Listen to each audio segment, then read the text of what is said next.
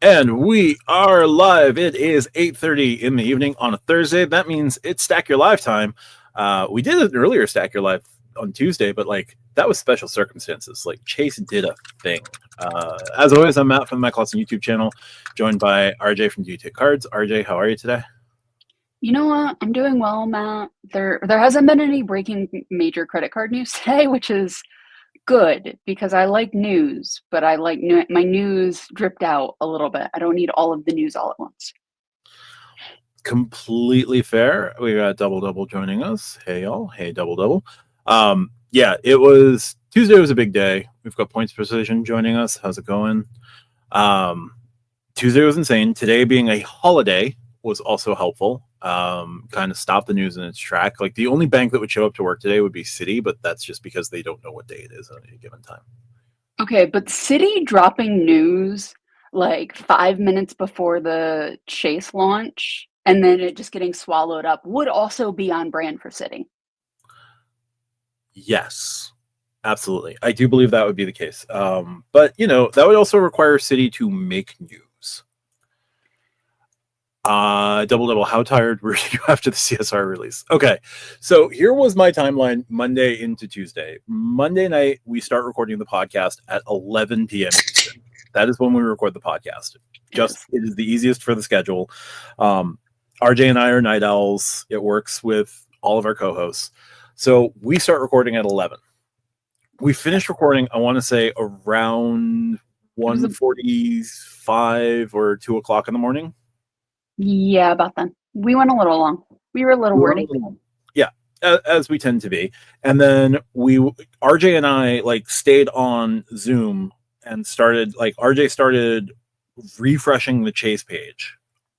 I started refreshing the Chase page around 2:30 in the morning thinking, oh, it's going to be a 3 a.m. drop. No. We got off the Zoom call. I proceed to stay up for another 2 hours because I'm like, all right, if it's not 3 a.m., it'll be by 5 a.m. and it's fine. I'm not working this week. I don't care. 5 a.m. Nothing. I finally crash. I wake up 3 hours later. I see that the news has dropped. I don't really have it in me to look into the news. I have to go. I drive down county from where I live. I then drive back. I do 2 hours with Joe on a live. I do, or just under 2 hours with Joe, and then I went to the 2 hour mark. We did Stack Your Live at 2:30. I recorded with Lonnie, and I was trying to fit in editing the podcast this week and editing some other stuff this week. So by the time we were getting to me just being a little cranky at the end of the live, I'd been going for about 30 something hours with about 3 hours of sleep in between. Yeah. No, I think look, you timed your vacation well this time. You really did. You need to take off a week in the fall though, and hopefully the Amex launch will also be that week because that would be great. While I would love to, I don't know. I do have the time to do it. I just don't know that I want to take it. Well, we'll see. I'll probably I'm going to take time around the holidays. Rodrigo says, debate over the CSR got a bit heated this week on Credit Card YouTube. Yeah, I think people just weren't ready for such a shock to the system that the card has become. It is not the card. So the card you went to bed with on Monday, if you held the card, please don't go to bed with your cards. That's weird. But the card you went to bed with on Monday is not the card you woke up to on Tuesday. It is until October the 26th. Yes, for current holders, but the system is changing. Yes, but it is also very funny to me that it is a 4-month runway for current card holders. That is hysterical. That is Bush League, is what that is. Very funny. Yeah. Amex would literally never. No, that is actually one of the things I will give Amex. Hey, Juan Miamix, how's it going? Yep, we're back again. This is regular channel. This is regularly scheduled time. There we go. Yes. So is it fair to say that we want the credit card world to stay stable to avoid any major changes? Matt's not allowed to go to sleep. Hey, man. I regularly have issues with insomnia. you get what you get at this point. Like, I'm going to need some sleep from time to time. Matt and I are both. I would put us in the extreme night owl camp. If I had my way, I would probably go to bed around 6 to 7 a.m. Every morning, and unfortunately, my life does not allow that to happen. But it becomes this thing where it works for Matt and I as far as recording and all of that. I also was up till about 5 that morning because I was feeling not great. So it became this thing where it was like, let me just stay up and see. And then I went to bed at 5 and woke up to a bunch of videos and news. And I was like, let me go read the Stack Your Points Discord. Shout out Stack Your Points Discord. And I got caught up. And from the outside, right? Like, I have a Chase Sapphire, the no annual fee Sapphire. So I do not really have a horse in this race. And all of my jokes about upgrading my card to the CSR are truly jokes. Matt is aware that this is not the card for me. This wasn't the card for me before, and it's definitely not the card for me now. So I don't have a horse in this race. From the outside, this feels a shock to the system, like you said. This feels like a shocking departure in terms of, if you're a current cardholder who got a lot of benefit, there might be 20 to 30% who still get the benefit. There's going to be a greater percentage who just spend money and don't care, right? Like, if you're putting 300,000 through this card, you don't necessarily care. There were photos on Reddit of people who put like 250 through the card last year. And like, look, if you can do that, awesome. These changes really don't impact you because chances are you weren't micromanaging the credits the way that some people do, right? But it does fundamentally change it. And it does make it a less useful card for some. It makes it more useful for others. Like, if you live in New York City, as long as transit's not a huge category for you, from the Chase 3X travel being brought down to 1, like, this is not a bad card for you. You can get the restaurants, you can, there's enough sporting and concerts in the city to use the SubHub credit. Like, there's a lot of potential value.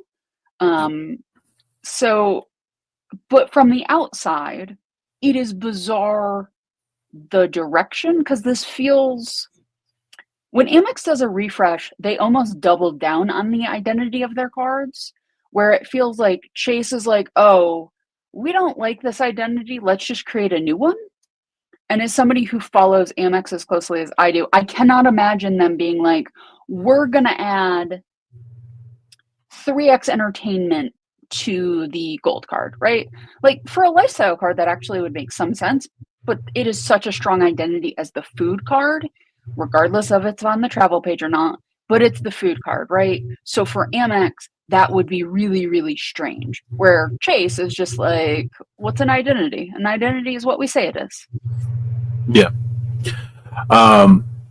We're going to get to Nick's comments here in just a second, but real quick, if you're watching on my stream, the Matt Clausen stream, one, thank you. Appreciate you. Love you to death. But do me a favor. Go over to Stack Your Points, at Stack Your Points, and if you have not done so already, hit subscribe. We are pushing to 500 subscribers. RJ's hair is going white, just waiting for us to hit 500. So, like, prevent RJ's hair going white and, help mine stop the silver, and hit subscribe. Once we get to 500, we have a kind of a lot that we have planned, but we can't do it until we get to 500 to do memberships. But we have a fair amount of stuff ready to go. It's just, when do we hit that number? Yeah.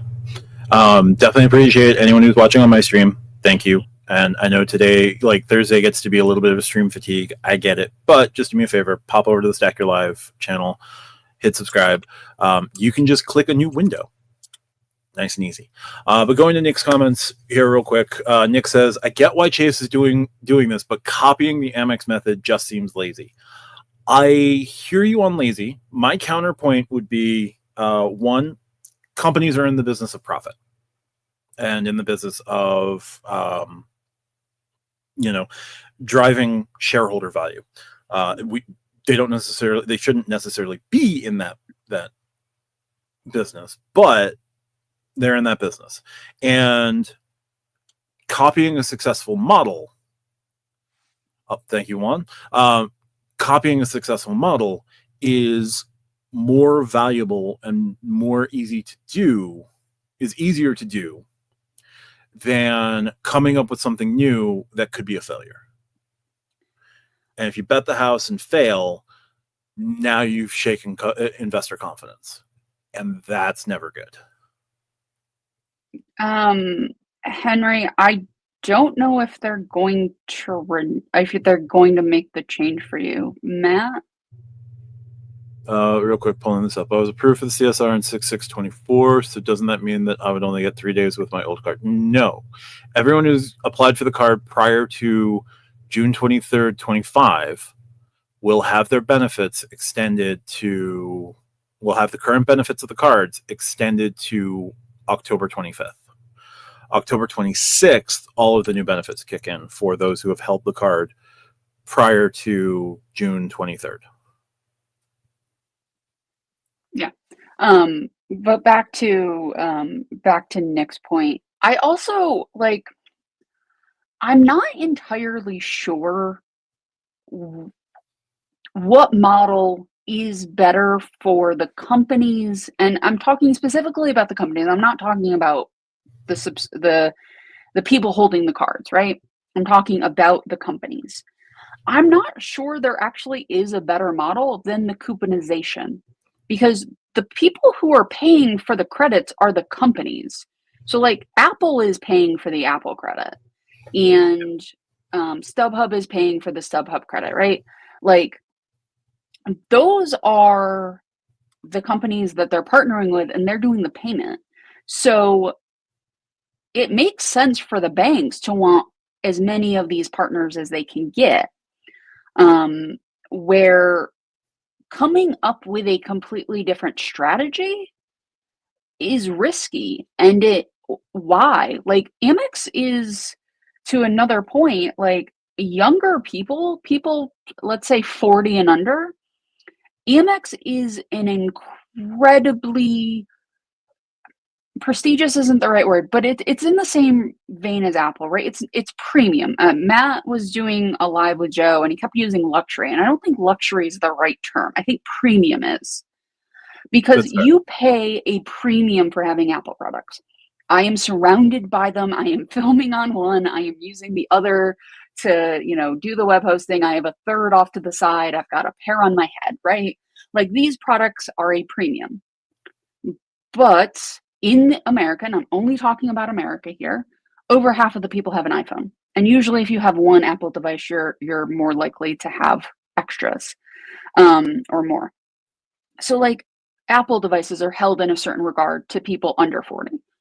Amex is held in that regard in the same vein, right? There are certain companies held in that same regard. And I think Chase is very strong, and I'm using 40 as just sort of the millennial cutoff. I know that's not exactly right, but it's an easy round number. People over 40, I think, do hold Amex as a premium card, but I think they're more likely to have a deeper credit profile just because of age, to where they're more likely to take a look at things like Bank of America or different options like that. So I think that Chase wants in on that Gen Z, because if you can get somebody at 22 to have one of your cards, one of your premium cards, you're going to keep them a lot longer than if they have the, Chase Edge or Slate or whatever it is. So I think they want to be seen as premium, and this card is their attempt to do that. Their strategy of partnering with things that the youth like is part of that strategy. The problem is, I think they're looking at Amex and taking the wrong lessons, because you can't cosplay luxury or premiumness in a move like this, because some 22-year-olds have $750 to apply for a card? Sure. But they have to dial back. One of the reasons that so many 22-year-olds have the Amex Platinum is because they have changed the Amex Platinum requirements to be lower. Like, they do that from time to time. Sometimes it's super hard to get a platinum, and sometimes they hand it out like bubble gum. It depends on how they need to manipulate their and I don't mean manipulate in the actual, like, fraud sense, but, like, if they're having a down quarter, suddenly it gets a lot easier to have a, platinum card, right? So for Chase, like, unless they're willing to do that, then that is also a problem because if they're looking for a certain credit profile to get the card and now a bunch of 22-year-olds want it but can't get it, that's something they're going to remember. Like, they just might not try Chase again. So it'll be interesting to see if Chase's, 524 is being brought up, Reggie, and other people have brought up 524 on other channels, right? Like, they have to change a lot about their other marketing because if you're 23 and you're like, oh, I have to stay under this stupid number, like Matt's love of calling it a marketing term, which it is. But I have to stay under this number and I don't want to do that. Like, but what is this bank to tell me what I can and cannot do? So I do think that there's a lot of things at play. Nick, I get your point, but I also think that copying an incredibly I don't think people understand how successful Amex is. Like, Amex doesn't have the JP Morgan side. They don't do investments. They do some loans, they do some business stuff. But Amex is doing what they're doing largely without the full-on banking side. Yes, they have checking and savings and business checking and savings and some loans, but they don't have the investment arm. They don't have that side of it. They partner with like Charles Schwab, Merrill Lynch and stuff. But Amex is incredibly successful because of their credit cards. Like, JP Morgan Chase cannot say that. Honestly, the amount of money, like, Chase could write their credit cards off as a rounding error, like, in comparison to everything else they do. Yeah. No, absolutely. Just a couple other comments. We had Chad checking in, so thanks again, Chad. Henry asked about his specific annual fee. Best thing, just give Chase a call in the morning. You should be grandfathered in. I just double check to see if you're slated for the new annual fee. If you are, product change your card down. Sounds like you don't want to keep the card, so that's fine. Just give them a call first thing in the morning. Nick's scared money don't make money. Yeah, but scared money don't make money, but betting wrong and losing a lot of money. Like, take Citi, for example. It's a bank I like to rag on a lot. Coming out of the financial crisis, like, they decided that they were going to go toe-to-toe with American Express, and they released the Citi Prestige card. The original Citi Prestige card was an absolutely overpowered beast of a card. This is a card that gave you 5x dining. This is a card that gave you unlimited fourth night free at hotels booked through their portal. It gave you a whole bunch of other stuff, like American Airlines Admirals Club access. It gave you 1.6 cent per point redemptions through American Airlines using this card. And Citi was the one footing the bill for this. Like, this was their take on American Express. They're footing the bill for everything, and they ran out of money to do it. Like, it was not bankrupting the company as a whole, but its burn rate was so bad that they had to start nerfing the card relatively quickly after release. And because of that, like, they eventually discontinued the card, and now they're coming out with Elite, and like, you don't really get to make that many big bets, and it's better to have other companies help with the offsetting of the costs, because if you do bad but with one company, like, you can swap out a bad partnership. Yeah. You can't swap out you throwing the money away yourself. Yeah. Love Chase. I've been banging with them since I could first open an account, but Amex has that prestigious feel Chase just can't get, in my opinion. Yeah, and Chase is so big that they don't have to worry about that prestigious feel. In terms of the credit cards, yes, Amex cards are going to be more prestigious. They're going to give more premiums with their cards, and you're going to pay a higher premium to get those privileges. Chase is choosing to go down that path, and they're going to make mistakes along the way. Like, this iteration of the Sapphire might be a dud. The next iteration of the Sapphire Reserve might be better, but you're going to have growing pains. You're going to have a lot of hurt along the way. I also think, like, whoever decided let's put the Centurion on all of our main cards and just make them different colors was a genius. Because Yes. if I pulled out the green, the gold, the platinum, the Centurion, the business version of all those cards, the blue business plus, I think the blue business cash too, like all of their primary cards, you know it's an American Express card. Like, other than the fact it's written on the top of the card in big bold letters, like, you know what card that is. Like, they're very consistent with their brand. They're very consistent in what they sponsor. Like, they do sponsor some, quote, lower end stuff, but it's a lot of things where they're putting the American Express logo on it and having an American Express, like, pop-up lounge for the day, or at a sporting event having a lounge. Like, they know what their brand is from top to bottom. And yes, do they have cards and they're, quote, lower down the totem pole? Sure. But, like, they also need to make money. So that is helpful for them. But Amex knows who they are, whether you like them or don't. And it's perfectly valid to look at a $325 card or a $695 card and say, I don't find value there. That's completely valid. But it becomes something where Amex knows who they are, and they have been this company for as long as Matt and I have been alive. Like, they're as consistent as they could possibly be over 35 plus years. And if Chase is going to do this, that's great. But this is not a change people's perception in 5 years thing. This is change people's perception over 20 plus years. And Yeah. I don't know if Chase understands that. They're going to learn the hard way. And Reggie asked if we think that they'll get rid of 524 for the Sapphire Reserve. Whenever there's a limited time offer or a new card being offered or anything like that, they will bend the rule. May not necessarily break it for everybody, but they will bend it more often than not to get the signups that they're looking for. I was approved for the IHG Premier card at 1224, so it is possible. Yeah. I'm not, again, that took a little bit of some effort.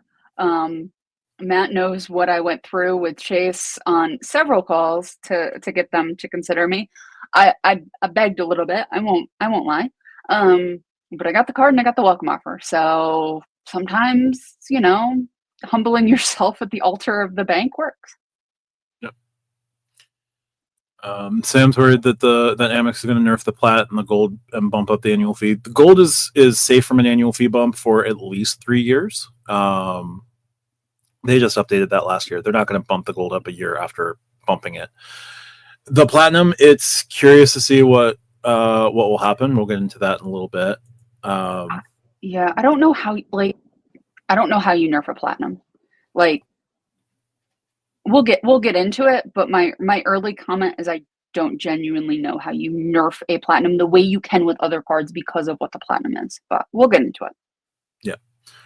Double asked what's going to happen to United now that Tariq has the Explorer. Well, what happens when Tariq expresses interest in any company? Yes, Tariq. Hey, Matt, Mike is just going ham on you. Oh, another 20 gifted memberships from Mike Newland on my channel. Thank you so much, Mike. Just sneaking in to say hi. Mike, make sure that if you haven't already, subscribe over at Just Stack Your Points. We'd love to have you. And we'd love your generosity when we're getting memberships off the ground. So thank you for that. We've got a couple other things here. One moment. Bunch of stuff about Tariq. Oh, Chase Sapphire Reserve has quite a hold in Silicon Valley. Speaking from experience, yep, I would believe that. Mm-hmm. Sam H. Amex recently emailed me about my Amex Optima Platinum that they were going to discontinue it and move me to an everyday card. Interesting, since that's not publicly available either. Maybe it's coming back. Amex, just put out a freaking press release. Yes. Sam Ka, most of those people end up going to Amex due to the credits. It makes it competitive for the demo Chase wants. Yeah. You go where the money ends up going. Reggie I feel like the City Strata Elite can be a really good card. The City Strata Elite could be a really good card. I could become a Bengals fan.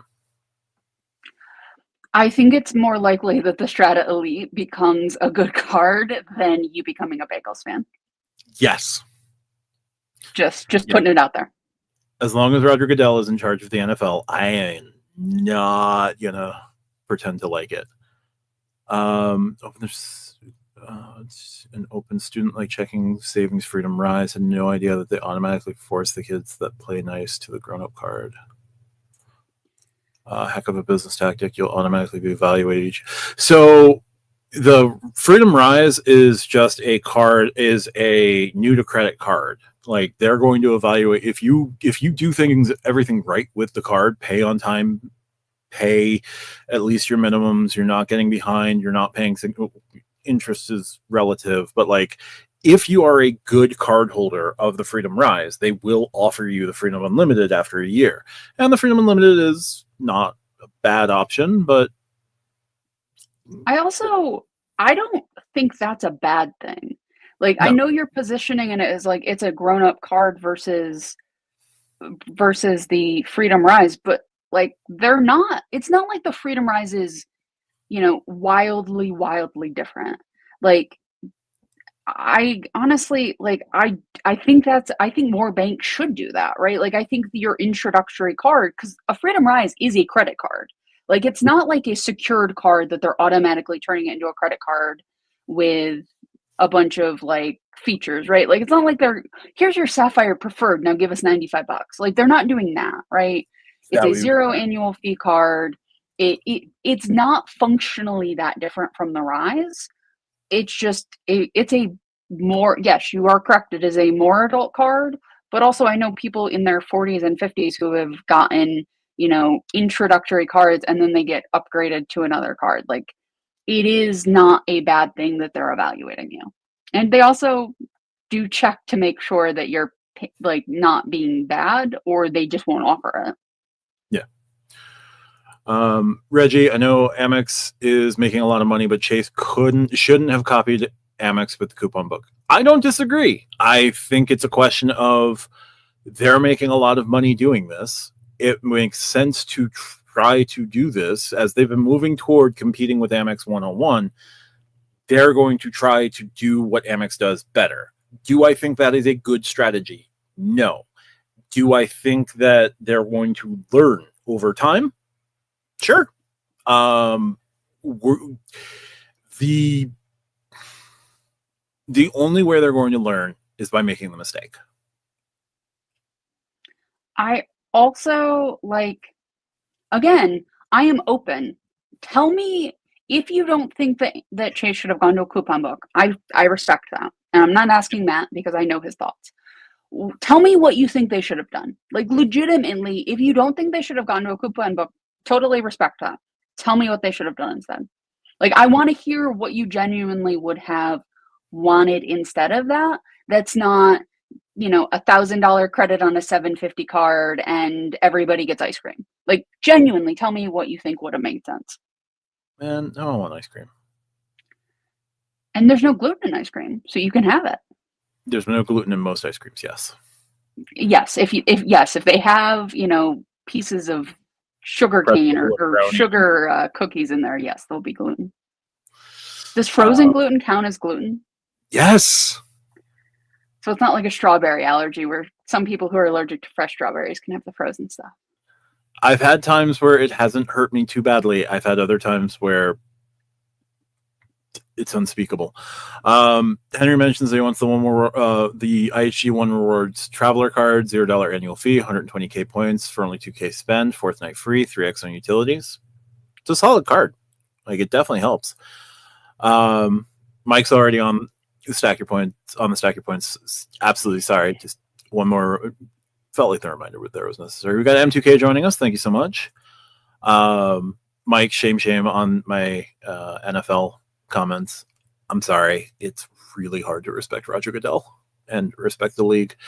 And I was a Jets fan when I was involved in the NFL, and like I can't get on that plane again. John R joining us. Thank you so much, John. recent 1,000 subscriber. Absolutely.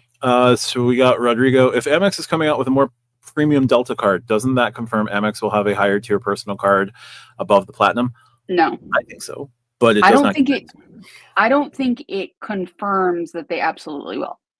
I think that co-brands can be a canary in the coal mine, but they're not a guarantee. Yeah. I do think a higher than Platinum personal card is coming, but it does not this rumor does not confirm that that card is coming out. I think a trademark with an obscure name is more likely confirmation that something's coming out. Again, I do think that'll be the catalyst to the conversation, Matt. Indeed, written in graphite. Mike strikes again. Yep. Okay, so things Reggie wanted: higher Discover status. I can't disagree there. Hyatt Discover status on this card would have been nice. That would have required Hyatt to do the thing. And Hyatt right now, I don't think wants to do the thing. Like, Hyatt's not in dire straits. Hyatt's not in a place where they are struggling for business at the moment. But I agree. I would have loved to have seen Hyatt Discover status on that from that card. CSR was already a coupon card, just much smaller one. This is true. Like, as soon as they introduced the DoorDash credit, as soon as they introduced the Lyft credit, like, it was a coupon book. Sam Kyle, a coupon book will work. You'd be surprised how someone saying I got this ticket and got $150 off makes people want the card. Human psychology. Yeah, and that's why it works. Yeah. Reggie also wanted IHG Platinum, which we got. Keep the $300 travel credit. Sounds like a Bears fan. I can tell you right now, I was not a Bears fan. We had butt fumble. I had the Ray Rice offseason. Adrian Peterson was the same offseason. And the Ray Rice situation was why I stopped watching the NFL. Didn't want to support the NFL anymore. Fair. Yeah. And things like that are still not being handled well. See Watson, Deshaun, see Tucker, Justin. Look, I unfortunately, every time I get cut, a little bit of cheese sauce oozes out. It's not my fault. Vincent mentioning that United Silver would have been nice to see on the CSR. That would have been insane. I don't know where the annual fee would have gone to get United Silver, because you had to spend a lot of money to get Silver through PQPs alone. And I don't know that United would want to just give Silver status, but... So I think the difference between Delta and United is you can get, you never have to set foot on a plane and you can get Diamond with Delta. You got to spend a lot of money. But if you hit up Delta Delta Vacations and do hotel and rental car, or just put an insane amount of money through a Delta reserve at 1 to 10 or 10 to 1, excuse me, you don't actually have to be on a plane ever and be Delta Diamond. So I think that's the difference between Delta and United, where Delta Silver could actually maybe one day end up on a Platinum or a Catalyst or Graphite or whatever they call it, versus United with how their structure is on a CSR or CS Diamond or Emerald or whatever. Yeah, you can spend an ungodly amount of money through the United Club and eventually get buy your way all the way up to United 1K. You can. You have to be great Uncle Moneybags to do it, though. It is an insane amount of money that you have to push through that card. Yeah. Sam Ka, that's the demo they want. Yep. Keith is joining us. Thanks, Keith. He said he had Jet season tickets for years. It was torture. The Jets are torture. If Chase would be adding a lounge to Houston or give some sort of United Club access, I'd gladly pay for their new reindeer games. I'd gladly play their new reindeer games. The United Club, not getting United Club feels like a little bit of a miss. Interesting to see what happens there. There may be a Halo card above the Sapphire Reserve that isn't the JP Morgan Reserve that gets you access to United Clubs. We'll see. but I have to imagine there's some changes coming to the JP Morgan Reserve as well. So here's a question for you, Matt. Yo. Delta and Amex's relationship versus Chase and United's relationship. Yep. They're both solid. I don't think you and I would call either in jeopardy or peril or anything. I'm not, and I don't want anybody to take the conversation Matt and I are about to have as anything other than we both believe these are rock solid relationships. Yep. But it feels like a happy marriage versus a marriage where both parties tolerate each other, but they don't have a prenup and don't want a divorce. Like they actively they're never going to get a divorce, but their relationship is not as close. Like it's not as happy as Delta and, because Delta and Amex, like they seem to be on the same page. They're that couple that like actually wants to like go sit on the beach together and just have a conversation. They've been married for 30 years. They've told all the stories, but they just want to hear each other speak. Like that feels like Delta and Amex, right? Because like they seem to be very, very connected, right? Like they seem to have that, where with United and Chase, they seem like they are, once the kids die, maybe we'll talk about having separate bedrooms, right? But short of that, we're in this. And it does seem from the outside, not in the negotiating rooms with both teams, that like they're locked in because neither wants the divorce because there's no prenup, but like they're not as cohesive maybe. I think there's a fair amount of truth to that. I think United would have to seriously ask itself where it's going to go. Wells Fargo. Do you real Hyatt and United should go to Wells Fargo, because I want to see the video you would make if that happens, and just the 45 minutes of laughing that would take place. Oh, it would just be me doing like 3 shots from jump, 3 shots in a row, and then just laughing for 45 minutes and getting that monetized. No, and yes, Mr. Potato, Matt is in a basement and I am in an attic. That is entirely, like, actually factually correct. Yes. So, QC man, what does that make Chase and Marriott relationship wise? Marriott has 1 foot out the door. It's the mother-in-law that's in the suite that really hates the son and is hoping like one day they just divorce their daughter. Yeah. United, I think United, when the partnership started, I think it was before the Continental merger. So like United was doing fine. They added Continental, even better. Like United doesn't need Chase the way that Chase needs United. Right. Whereas the Delta and Amex relationship is so tight, like Delta leaving American Express would shake up the entire world, right? Chase would drop United like a bad habit if Delta became available. Citi and American, like Citi would drop American like a bad habit to try and bid for Delta. Wells would bid for Delta. Capital One would bid for Delta.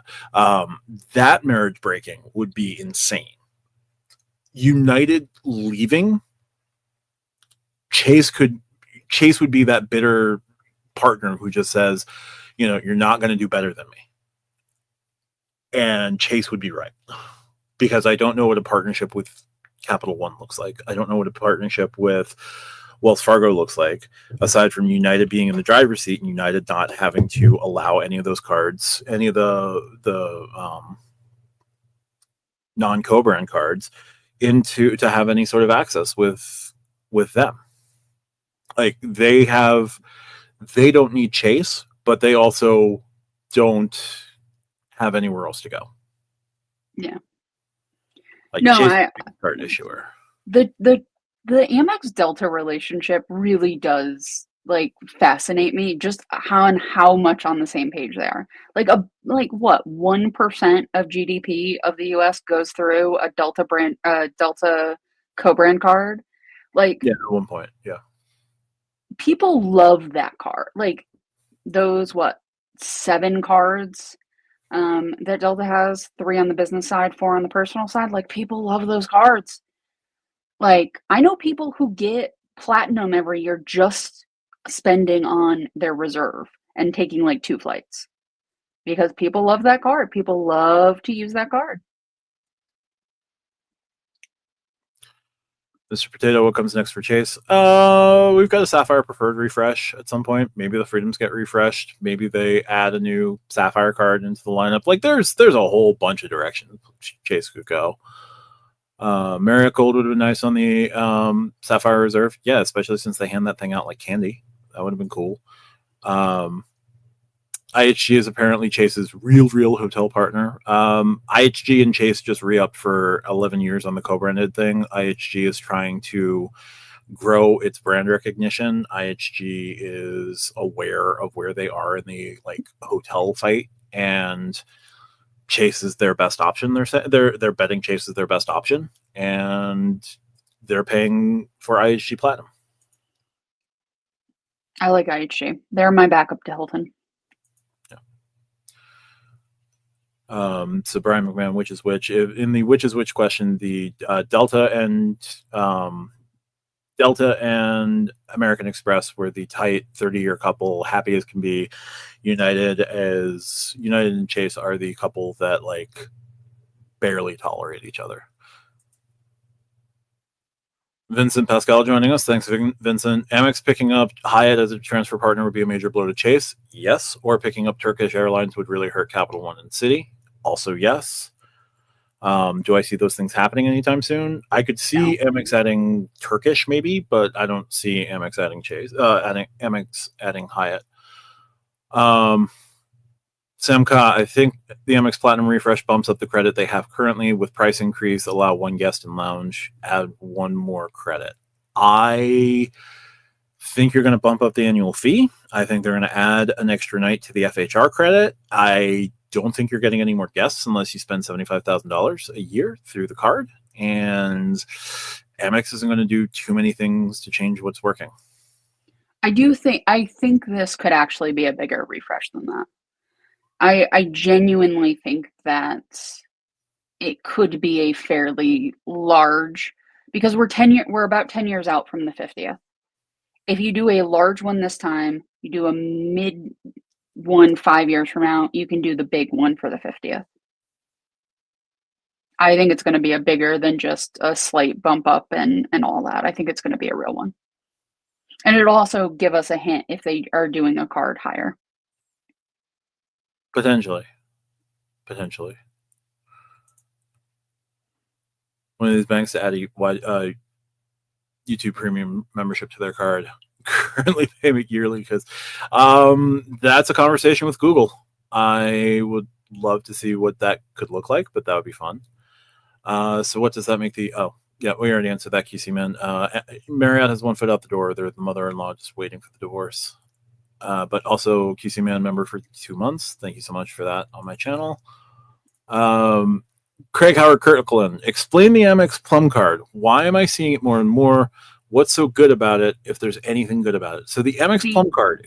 Yep, go on. The Amex Plum card is a business card for people with an actual business that has inventory. Like, it's not for churning. It's not for people who have a business. It is an actual business card for people with inventory. It is a good card if you have that.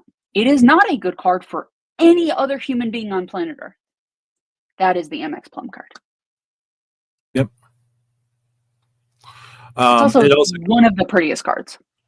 It gives you the flexibility of if you pay your balance off early, you get 1.5% cash back, but it will also extend out your ability to pay your balance so that when money comes in from the inventory that you're buying, you're able to pay off without getting significant late or interest charges thrown onto your card. So you get an either or. If you're good, you get 1.5% cash back, which like 1.5 isn't amazing, but 1.5 is something, especially given the amount of money that you can put in through inventory. If you need to float, it gives you its superpower is that it gives you the ability to float a little bit longer to make back what you paid out for what do you call it? For inventory. Yes, Yeah. expenses. That's where we go. Henry and Louisville. What would be the fallout if they say the CSP loses 1.5 in the portal? It is 195 annual fee and only take travel purchases from 2 to 3x. I'm thinking that the blowback wouldn't be as ill received as the CSR. Well, it would make the Sapphire Preferred complementary to the Sapphire Reserve. Like, that's your 3x travel card with expansive travel. It's also going to have 3x dining. Kill me. And then, like, it depends on what the rest of the multipliers look like. And if it gives you 3x travel, 3x grocery, 3x dining, I think they did good. Yeah, like cards, as much as I pick on Matt for his cards should make sense together, like it does help the banks when the cards make sense together. Cause like it's really hard to have only Chase in your wallet and cover quote all of your multipliers, right? Like it is very difficult. It is difficult to an extent with Amex.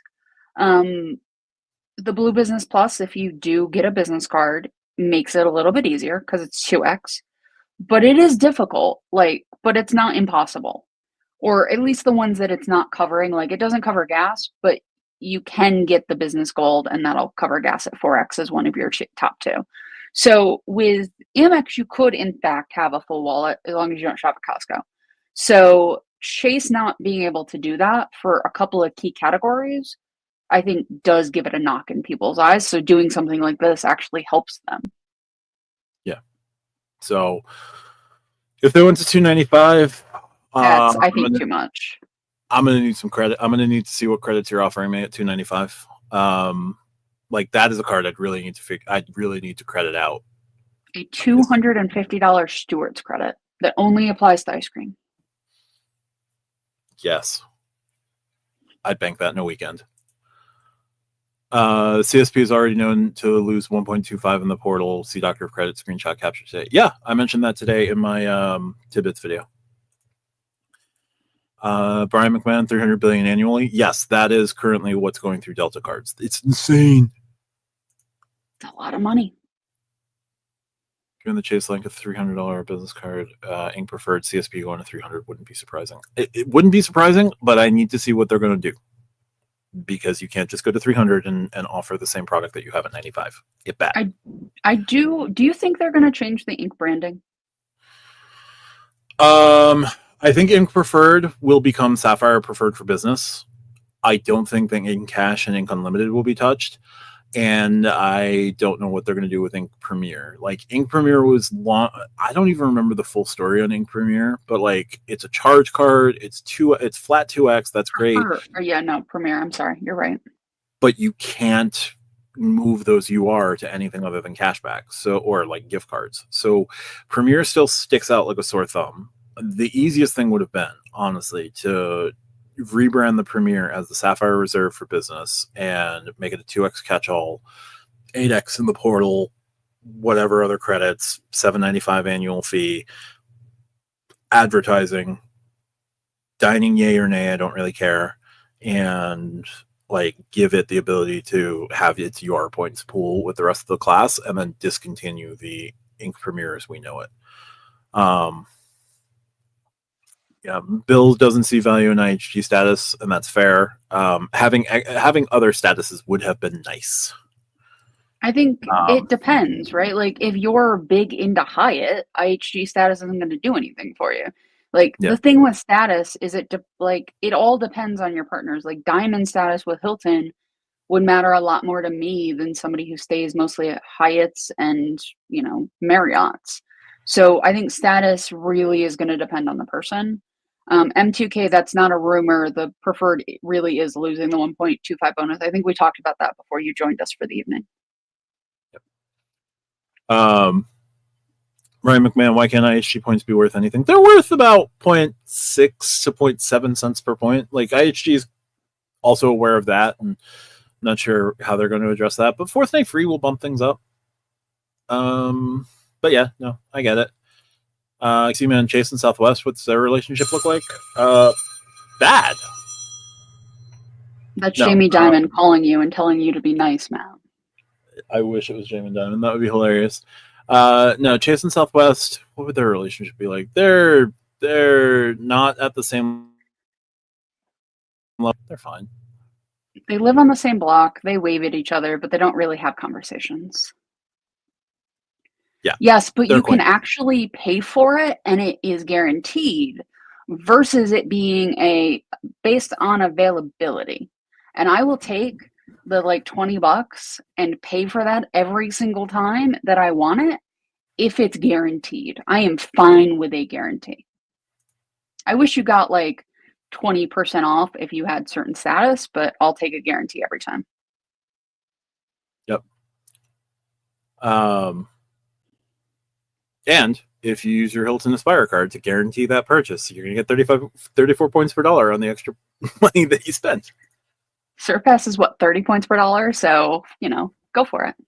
Yeah, Aspire's 34. Sorry. Do you guys think Chase is going to slowly get rid of Ink lineup and rebrand it to one cesspool of the Sapphire business lineup? No, I think the no annual fee cards are going to keep the Ink branding. I think the Ink preferred becomes Sapphire preferred for business. Yeah. Like they're not going to rebrand Freedom cards.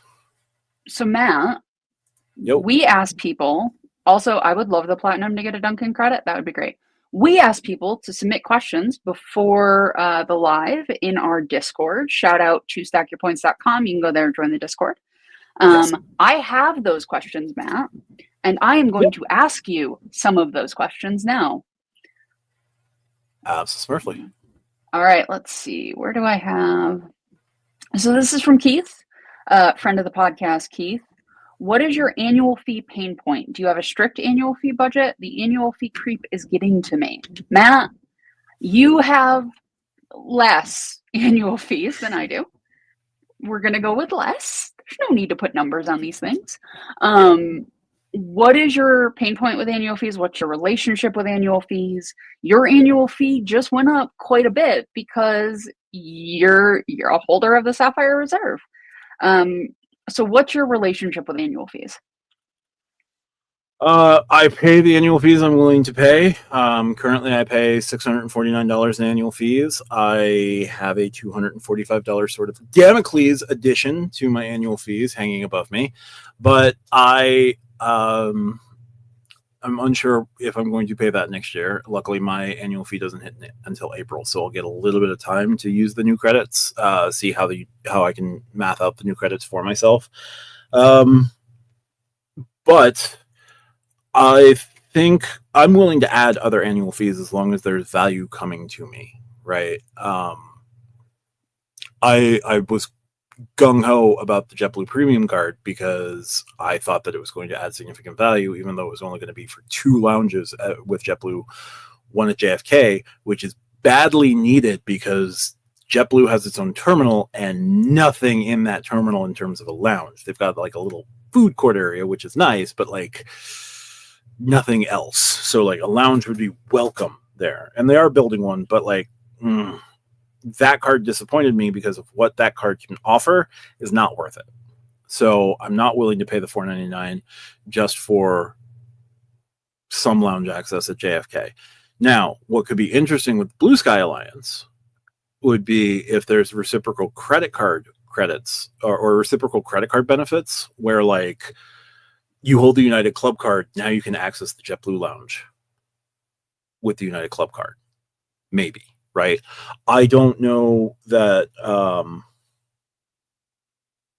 that's going to be possible, but that would get me to think about a $650 card. Whereas right now, I don't have a need for the United Club card, so I'm not going to go after the United Club card unless I'm switching over to United. I will add annual fees as I see fit. For me, I don't yet have a pain point, but I'm pretty sure I'm not going to be in that $3,000 annual fee club that some folks are. I will probably cap out somewhere around 2,000, but again, it's going to depend on what card it is. It's going to depend on what value that card gives me. It's going to depend on, is it worthwhile for me to do? Part of why I haven't gone from the no annual fee Hilton Honors card up to the 150 Surpass card, even though the Surpass would get me even more earnings and slightly higher status, I still haven't mathed out that card to be worth it to me. I think you stayed enough Hiltons it would be, but it probably would be, but I'm in denial. Yeah. Of all of the cards with an annual fee that you could go to from cards you currently have, Matt, I think the Surpass is the easiest of those. Um, my relationship with annual fees is if I see a card I want and I look at the benefits, the perks, whatever, and I want the card, as long as the annual fee isn't more than a month's pay, sure, why not? And thankfully, no annual fees are more than a month's of my pay. So it's like when you tell somebody, hey, don't do anything I wouldn't do, and they look at you like that is an incredibly short list. So there is that. I do think, like, look, I have a lot of cards. I have a lot of cards. I have 2, 3 cards with no annual fee. Most of my cards have fees because I'm an Amex person. So because I'm an Amex person, like, go and pay fees. 3 of the cards that I'm keeping are 90% of my annual fee. I have the Platinum and 2 Delta Reserves. So as far as annual fee, like the Platinum card I make out on, the Delta cards I make out on. I have to make out on them. Like it can't I did some sign up for it, get sign up bonus, like keep it for a year, close it. That's super fun. I hate it. Other people love it. Filmo. I'm sure that like as much as I look at people like with a tilted head that like churn like you do, friend, you look at me like I don't know how you live your life. And that's fine. Like different strokes for different folks. But like I'm not scared of an annual fee. Like if the card is $900, potentially where the platinum's going to be, but it gives me value and it works out, like why am I scared of that? Like, Yeah. the Delta Reserve cards are $650 each. The companion pass, I can't fly anywhere in first class from my local airport for less than $650, like reasonably. So why am I worried about that? And nearly every flight I looked up, because I look up flights occasionally, fall into the category that can be used with that pass. So it's not something I'm concerned about. I do try to reduce them. Like I'm getting rid of the business platinum because it's redundant with the personal platinum. For me, the personal platinum works better. For others, the business platinum works. Same basic set of stats. But yeah, no, Keith, I think you pay some annual fees that even make me blush at what you're doing. Mm-hmm. Real quick, Vincent, your studio has been referred to as the bunker. Would it be fair to use the word dungeon? No, I like bunker. Bunker Credit card bunker is a fitting one for you. It has a slightly better connotation than dungeon. But would that not make you the dungeon master? Which I feel like, and I'm using a Dungeons and Dragons reference there, Yes. not the other version. I feel like you would make a very good dungeon master. Okay, have you seen the this is on Facebook. I'm noticing this on Facebook Reels. I think it's also on TikTok. Have you seen Roll for Sandwich? Yes, I have. Yeah, Roll for credit card application. I think we should put together a wallet by doing rolls and then having to figure out how the wallet would work. Ooh. That would be fun.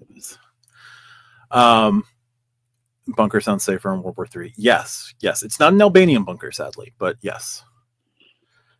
With the price increase to CSR, would it be better to get CSP for travel, especially if you don't travel a lot? If you want to cut back on the annual fee, yes, you're going to get most of the same travel. You're going to get most of the same travel protections, virtually all of them. If you don't live in New York State, you're going to get primary CDW. You should be fine with the CSP if you don't travel a lot. But if you're cautious about it, just wait for whatever CSP refresh is coming, because there is one coming. I just don't know when. It's not going to be this month. We know that because they're upping the welcome offer right now to $75K over the weekend. QC Man, I think the Chase Premier is also a good card for people with actual businesses. Yes. US 1.5 on everything else. You want it. CJ wants, not CJ, RJ wants it. I want it so bad. I want it so very bad. We'll see. If they could do 1.5 or 2 mobile wallet, so the people who just hand their platinum card over every time they go to restaurants or whatever, don't get that, that would also work. Yeah. Annual fees for cards, not utilize any of the credits that came with those cards. What setup would you have? I mean, I don't know if my setup would change. Like, I legitimately don't know that my setup would change at all under those parameters. yeah. My setup right now stays the same. I probably just eat the 245 increase. And then I would probably throw in the Hilton Aspire. Just go straight to Diamond. That's useful. With Chase announcing CPP changes in the portal with the CSP, how long before we learn what the new CSP will be? I would imagine by the end of the summer. I think they're gonna give it some time because like this is a big marketing thing for them all summer. So they're gonna want to push it. I don't know if they want the CSP to eat into that too much. Yeah. Sorry, yeah, it is losing the 1.25 bonus. Again, if you're losing the bonus and you're going to random chance with point boost, but now all bookings will be included for your status. I don't see that as a loss. That's a pretty big win to me, but that's just me. Rodrigo Mendez, y'all think U.S. Bank altitude reserve surveys will lead to anything? No. What's that thing we got to put on a shirt, Matt? I forget the terminology you use. Can't do something in Atlanta. Oh, you can't put a third hockey team in Atlanta. U.S. Bank has to relearn how to credit card. They're not very good at credit carding right now. Like, they're actively bad at credit carding right now.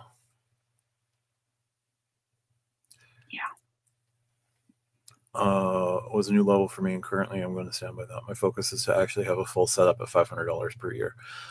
If you can make 500 work, great. Depending on what your travel goals are, sweet. Lounge access cards are not going to be less than 500 going very, very, very soon, or it's going to take up most of that 500 if you're lucky and the Ritz-Carlton card still exists in a year. Or let me rephrase, still exists in its current form in a year. Yeah. Everything's going up above 500 for, if lounges aren't your thing, cool. Or if you're going to book lounges with, booking international business and first class, that's the way to get around it, where you don't need lounge access because it's part of your booking. Can I give a hot take, Matt? Yep. My hot take, most people don't actually need a premium travel card. No. Like, if you don't really fly, there's almost no reason for you to have a premium travel card. Like, there just isn't. Even if you fly 1 or 2 times a year, you probably don't need a premium travel card for that. No. Like, you don't. Now, if you travel a lot, if you the credits work out for you, whatever, but like most people don't need it. Like, we want it. Like, we as credit card havers want it. Like, if you tell people your wallet and you're like, you don't have a Venture X or a Platinum or a CSR or whatever, you don't have any metal credit cards or whatever, like, most people don't actually need it. Like, you just don't. I think premium cards are seen as a step into a certain level of affluence or adulthood, but they're just cards with perks, man. Like, it doesn't make you more adults or whatever than anybody else. So I think we need to, as credit card connoisseurs, sort of cut back on some of that rhetoric. Yep.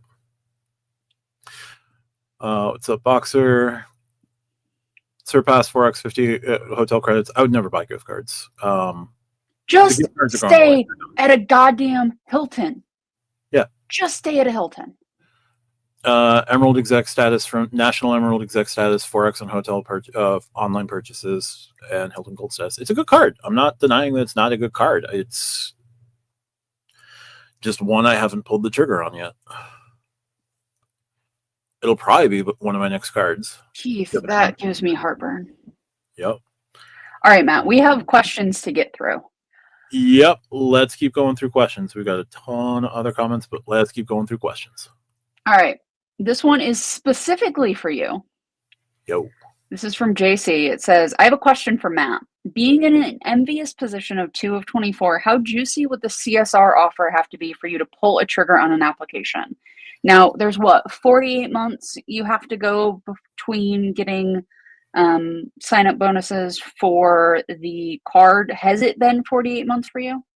I'm well under 48 months. I haven't even hit 36 months. So even with the idea that the 48-month rule might be going away or like might be bendable, I don't think I will meet Chase's criteria, internal criteria to give me a new CSR right now. I would have to get at least 150,000 membership, ultimate reward points.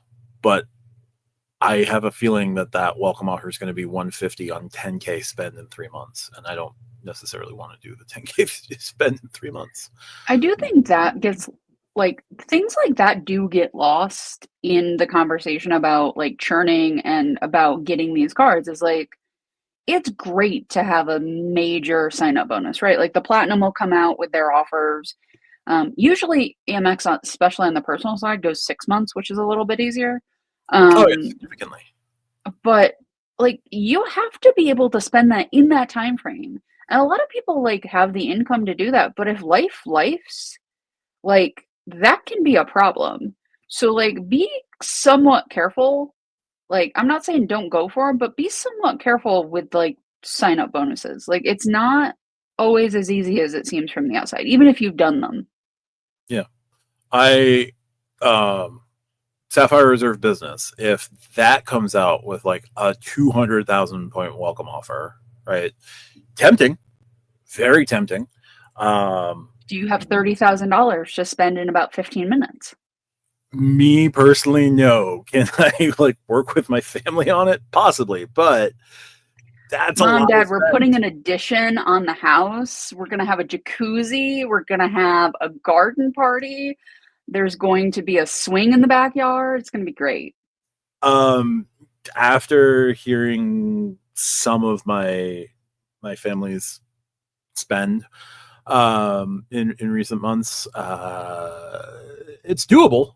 It's doable, but it would be a stretch, especially if they do a 3 month. Now, if it is 30K in 6, much easier. But this is Chase, and I don't anticipate a 6 month. Doubling the timeline does tend to make things easier.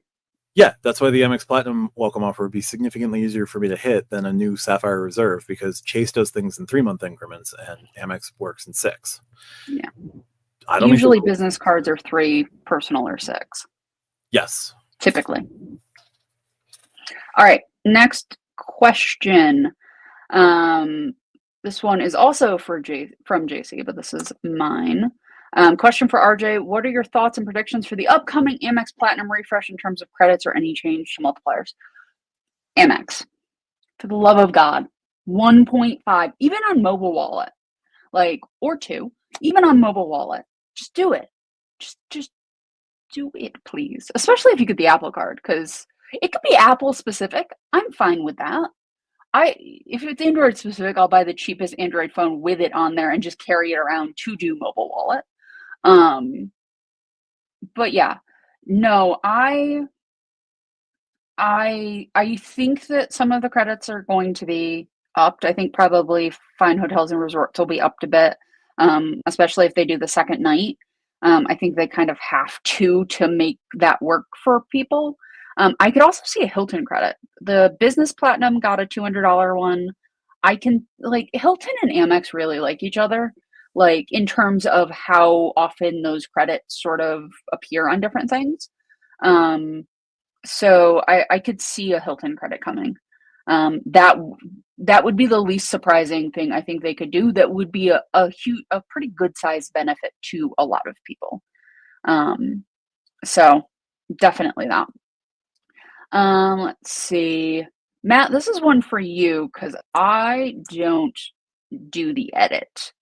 This is from Bill W. The Chase Edit program, what are the positives? Can you add loyalty info to the reservations? And then he said, the changes are workable for me. My premium setup is the CSR trifecta and multiple aspires with a surpass. Could see it hurting people with multiple systems, the days of having 3 or 4 premium cards may be over. But mostly Bill is asking about the edit. As somebody who does not have access to said edit, I can't give much comment, but what say you, sir? So the big things on the edit currently, and part of why they're making this big push with the edit is the edit.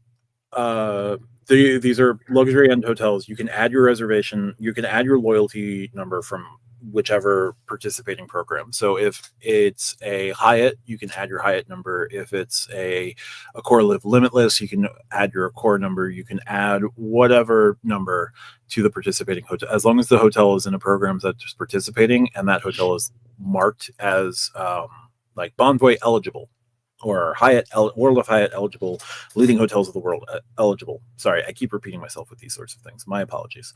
So you're going to get your elite night. You're going to get your status. You're going to get everything that the edit is going to provide you. FHR can guarantee late checkout. The edit will give you late checkout depending on availability. I am certain they're going to add a feature at some point in the near future where you can pay for guaranteed checkout, adding on to that bill. The prices right now are a bit of are in some cases a significant premium, and I can't justify that. But going forward, it is going to get like the point of the point boost program is to get like up to 2 cents per point redemptions on the edit. A lot of hotels don't offer 2 cents per point. Even at like the luxury highest end, like you can get pretty close, but you're not always going to hit 2 cents per point. This is almost a guarantee of 2 cents per point. You're also going to earn 8 times points on the edit now going forward. Like after October, all current Sapphire Reserve holders are going to get 8 times points. So the way you could look at it is, and the way you can try to justify it to yourself would be, you book through the edit, you're going to get 8 times UR points, right? Let's say you're booking at a Hilton as well. You're booking at a Hilton. Your Hilton status is going to get reflected. You're going to get your elite night counted, even though you've got multiple aspires. So you're good with diamond, right? But you're going to get 8 times points per dollar on this. Your elite night, your elite credit, your elite benefits, the breakfast, the everything else that can also be like with your diamond credit. That's fine.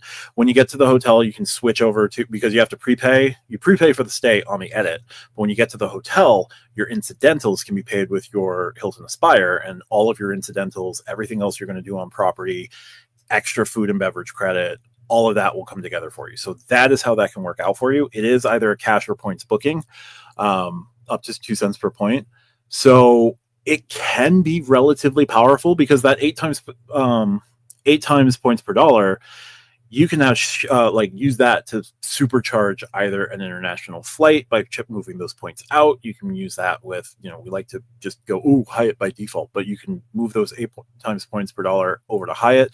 Like the CSR with the travel portal now becomes the most powerful Hyatt credit card in the game. So here's my question, because I use the Delta and the Amex portal a bit. They are not my favorite thing. I basically, if it's not a Hilton or IHG, I will take a look at the portals, or Choice, but less of an issue.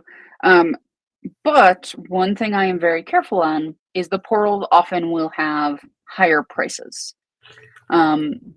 Have you done a lot of cross-checking with the edit to see if it is like, and sometimes like with Fine Hotels and Resorts, sometimes the price difference is made up for in those guaranteed benefits. But have you done a lot of price tracking to see if it changes? I've poked around. I haven't really done significant. Now, the one thing you can check would be classictravel.com. This is coming from Spaithco, because Spaithco's done some pretty extensive searching on this, and I'm just piggybacking off of what he's posted previously. Classictravel.com is booking through things like Impresario, Virtuoso, Hyatt Privé, Marriott Stars, all of those high level things where you're going to get those extra benefits, the $100 credit, the potential late checkout, the upgrade where available. I think the edit is guaranteed. Guarantees it where available, an upgrade where available. So like you can book a standard room, but your stay could get you into a junior suite. I think that's guaranteed if available, but I don't remember off the top of my head, and I'm not about to go log into the edit to figure it out. Also, guaranteed if available is the dumbest fucking term. And people love when I swear, so I'm going to drop the F-bomb. The dumbest fucking term. It's not guaranteed if you only get it if it's available. So I've seen from 1 Mile at a Time earlier, it sounds like it's going to get the 8X because all travel through the portal now is 8X. I don't know if they're getting that same carve out. So I'll double check it. I've been interpreting it as 8 times points, but we'll see. But you can get better. There are places where you can get better rates, and you'll get your status reflected. And you're going through an OTA, but you're going through like Hilton specific OTA. I don't remember if that's Impresario or whatever the Hilton one is called, but Bonvoy has Bonvoy Stars. Hyatt has Hyatt Privé, right? And all of that would get matched. So like you, depending on the premium, and obviously shop around. Don't just use the Chase portal because you can use the Chase portal and pay like $1,000 premium. Shat mentioned in the comments of one of my in my members only video today that he was seeing a premium of like $1,200 on a stay at a Four Seasons in Whistler, where FHR was like $5,100 and Chase was $62. Like, don't book that Chase. I went through. I did a Delta Vacations booking, so it was flight, a hotel, and rental car, and then I did it as just a regular flight and a Delta stays for the hotel and rental car, and even in the two Delta portals, it was like $2,000 different for the same room, same flight, same, all of it's the same. So even within the same portal, if you're doing things a little bit different, it can change the price. So definitely make sure you are looking at different options, to even if you're getting the exact same thing at the end. Yeah. So price check, cross check, double check, make sure. Fellows World question: are people really using FHR for one night stays? A lot of pushback on the 2 nights edit thing. If I'm going to a luxury hotel, it's for the weekend at minimum. There are a bunch of people who only use FHR for one night. There's so many people for FHR for one night that I am convinced that the hotels in FHR that are also in the edit went to Chase and said, "There's no way we're going to let you put a credit on this, and we're going to stay in the edit if you only let people do one night." I think that's why FHR, I don't think it's an Amex grab thing. I think it's the hotels are rebelling. Yeah. 100%. And I remain fairly convinced right now that FHR is going to go to a 2 night requirement minimum. Yeah. Psycho Kitty asks, based on what we saw with the CSR, what is your speculation for the CSP? We talked about it a little bit, but it does bear repeating. Sure. Do you think they'll finally take the word online off of groceries, man? Are they going to unleash the grocery beast? They kind of have to. I'm at a point right now. If you ask me right now, I think the bare minimum is going to Evan, I'll get to your questions in just a second. I think the bare minimum would be 150, and they just make they give you point boost up to 1.75, and they take online off of groceries, and they bump travel to 3x. I think travel is going to get bumped to 3x no matter what. I suspect we're going to see slightly larger improvements where we're not looking at a 150 card. Like 150 is the new 95. I think they're going to move the Sapphire Preferred up. 195?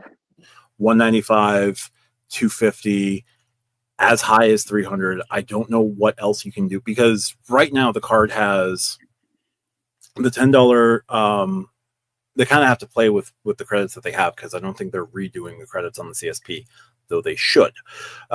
It's got the $10 non-dining DoorDash credit. That's $120. I think there's going to be an Instacart credit on this card, and we're not going to see the full Instacart list until all the refreshes are done. So, like, can there be an Instacart credit that allows you not to get a mail Instacart shopper? Can that be a credit? No, but I think you could list. So this is a very online thing, but if you go to Instagram, TikTok, any social media app, there is a specific like segment of these apps you can go to, and it's just the things that male Instacart shoppers have substituted. Like, somebody will ask for like oranges, and they'll get like the orange candies that look like orange slices as a substitution. Like, it's a whole thing on social media apps. Like, I swear, guys, I'm not just picking on men. Like, this is a subsection of social media apps. It is one of my favorites because it's very funny. But yeah, it's a thing. That's why I ask. Got it. Well, if it comes with Instacart Plus, then you're going to be like Instacart. I don't know if there's a way to set that up in the settings, but like, I think there's more credits coming in the CSR. I think there's going to be an Instacart credit on the CSP. There's the DoorDash credit. You earn 5 times points on Lyft. You get what you get with DoorDash. I think there'd have to be more credits. Like, there'd have to be some portal credits associated with it. Yes, Bethco, thank you for the $1.99 super chat. Chase, grocery, Charlie Brown football, yoink.gif. Yes, I absolutely understand that. I don't know that they can get rid of online grocery on the CSP. Like, they would have to do something completely different with the CSP to not offer not online grocery. Could they just not change it? Like, you know what I mean? Like, we want them to change it. Oh, but they also could say no. Just make the card $300 and keep the card exactly the same as it is. Yeah. I think the video you would make would be hilarious. I think I'd have to take up smoking again for that video. But what would be in the pipe? Oh no, I'd just go straight to a cowboy killer. Just dangling in front of my mouth. What the hell are you doing, Chase? Why? No, that's a bad habit. Anyway, Hi, Cesar. I think 300 is too high, but we'll have to see. Cesar's with us. Always double check prices. Yup. Directly versus portals. Yeah, if you're booking through the portal, I think one of the main reasons why I would book through a portal and like eat the premium is I want more UR points. That's one of the only reasons why I would. Or like, I'm doing something stupid in Grove. I mean, it could be like, if it's $50, $100 more, but your guaranteed benefits on the edit or FHR, like, is more to you than $100. Like, it could be worth it. I'm not saying if it's a penny more, don't do it. But if it's $1,000 more, is the benefit that much more important to you? Like, if it is, like, if you're going to get a crap ton of points and you need those points for a booking that's going to save you, $10,000 for some international flight, it could be. Yeah. Like, that is not the dumbest thing anybody has ever done. Yeah, but you should always price check. You should always compare. You should always make sure. I think intention is the key, right? Yeah. It's one thing to do something like because you don't realize you're doing it. It's another thing to do it with intention. Yes. So, yeah, I could see it getting some interest. I could see it getting some new categories. I would love for it to see it get some new categories, but Chase could also just decide it's the CSP. We can just bump it to 150 and no one cares. Brian asked what I think the yearly flight threshold is on a premium credit card to make it worth it.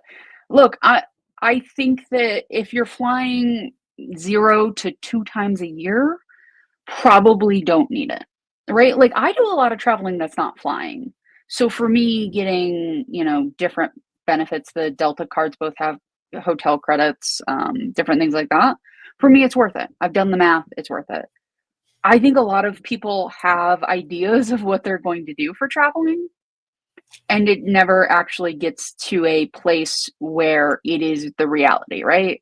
Like Yeah. when I say I don't fly unless I'm flying first class, that's not like an aspirational thing. That is my last 5 years of flying. Yeah. So for me, like I have those data points. A lot of Yeah. people do things without data points and then think, oh, I'm going to book this, I'm going to book that, I'm going to do this, I'm going to do that. So I don't necessarily think it's a number. I think it's knowing how you travel. I can't fly anywhere without a layover. Unless I'm flying to Atlanta, I'm getting a layover, right? So Yeah. for me, lounge access is important because when I do a layover, I'm not doing an hour layover because I don't want that sort of loggerhead of getting off one plane and having to rush across a large airport to another terminal or to another gate. So I have some time. I want to, have a nicer bathroom, or I want to be able to sit down, not at the gate, right? So for me, those things are important. Other people, like Matt, likes the idea of a lounge access, but if he doesn't get it, it's not going to make him nearly as grumpy as it's going to make me. Like, it's just not. Right. We have different travel styles. That's okay. But you have to know that about yourself and actually know you're going to get the value. People wildly overvalue some things. Yeah. Real quick, going back to Eric, to Evan. Evan asked, any news yet specifically about updates to the JP Morgan Reserve card? And any idea if there will be any incentives for holding the personal card and the business card? So the JP Morgan Reserve, I haven't seen anything official yet.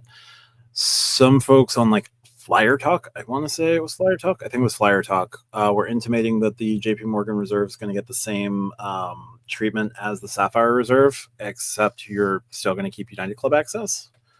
But I don't 100% remember. I haven't seen anything official since. We're probably going to hear something about that relatively soon. So just keep your eyes peeled for that one. Any idea if there'll be any incentive for holding the personal card and the new business card? Aside from a welcome offer, the business card has 3x on 3 times points on advertising. Otherwise, it's exactly the same. You're going to get the same $500 edit credit. You're going to get broken into 2 segments. You get a $400 credit on Indeed. ZipRecruiter. Oh, ZipRecruiter. Yeah.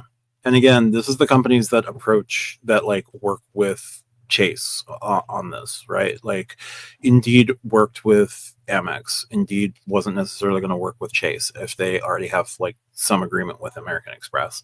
So Chase got ZipRecruiter.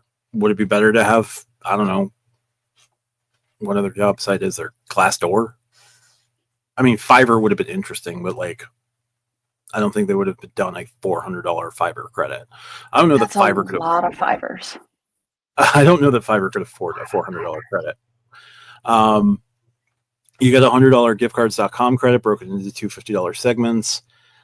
There are some other credits, but it's pretty much the same travel multipliers across the board, and it gives you the same travel incentives across the board.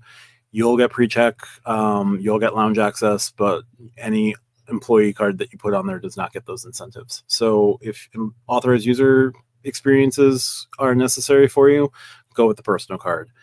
If you are someone who has a legitimate business and need to spend past the $150,000 caps on the Gold and Ink Preferred, for online advertising, this would be a card for you. Can we talk? And I know we've talked about it before. We talked about it on Tuesday. Yeah. But for just a second, I understand it came from Apple. I understand that. I understand service revenue. I understand that. I follow Apple. Like 5 of my top podcasts are basically about Apple. I get it. But can I tell you how, like, I don't even hold this card and it pisses me off that the credit cannot be used for Apple One, that you have to have Apple Music and Apple TV. You cannot have the Apple One bundle. So if you have those two services, you're getting $250. Great. But then you have to pay a la carte for everything else that's in Apple One.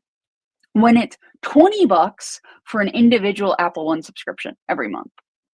Can I tell you how much that pisses me off from just like a consumer perspective? Like that one, that is the one that kills me. That is the one that genuinely like annoys me, and I don't even hold the card. Personal Apple One is only 200 gigs, right? You can pay for extra. You can pay for extra, I believe it is, but 200 gigs is a lot more than 5. It is. Yeah. Like, I don't know. It's a lot more than 5, Matt. I would have preferred an Apple One subscription. Yes, boats were missed, but like credits can change over time. Like if it's a really successful credit. Of all the companies in the world, Matt.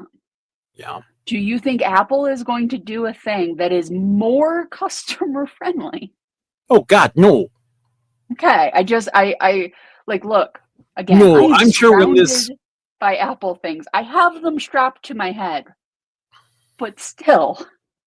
No, I'm sure this negotiation started with like Chase reaching out and being like, "Hey, we'd love. We're redesigning this half-hour reserve, more lifestyle focus. We would love Apple to be involved in some way. Is there a way to add Apple One, an Apple One subscription to the Chase Sapphire Reserve?" And whoever at Apple just said, "You know what? Best we can do is Fitness Plus for 6 months." Oh, really? Okay. And like the negotiating just came down to, Chase, I'm sure, asked for the world. Apple gave them nothing. And eventually they just had to settle on Apple TV Plus and Apple Music.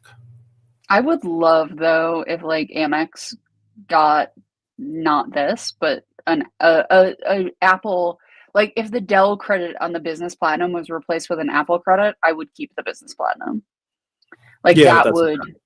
Oh, let me live, Matt. Let me have some, like, life. That's fair. Kevin, I have absolutely no idea.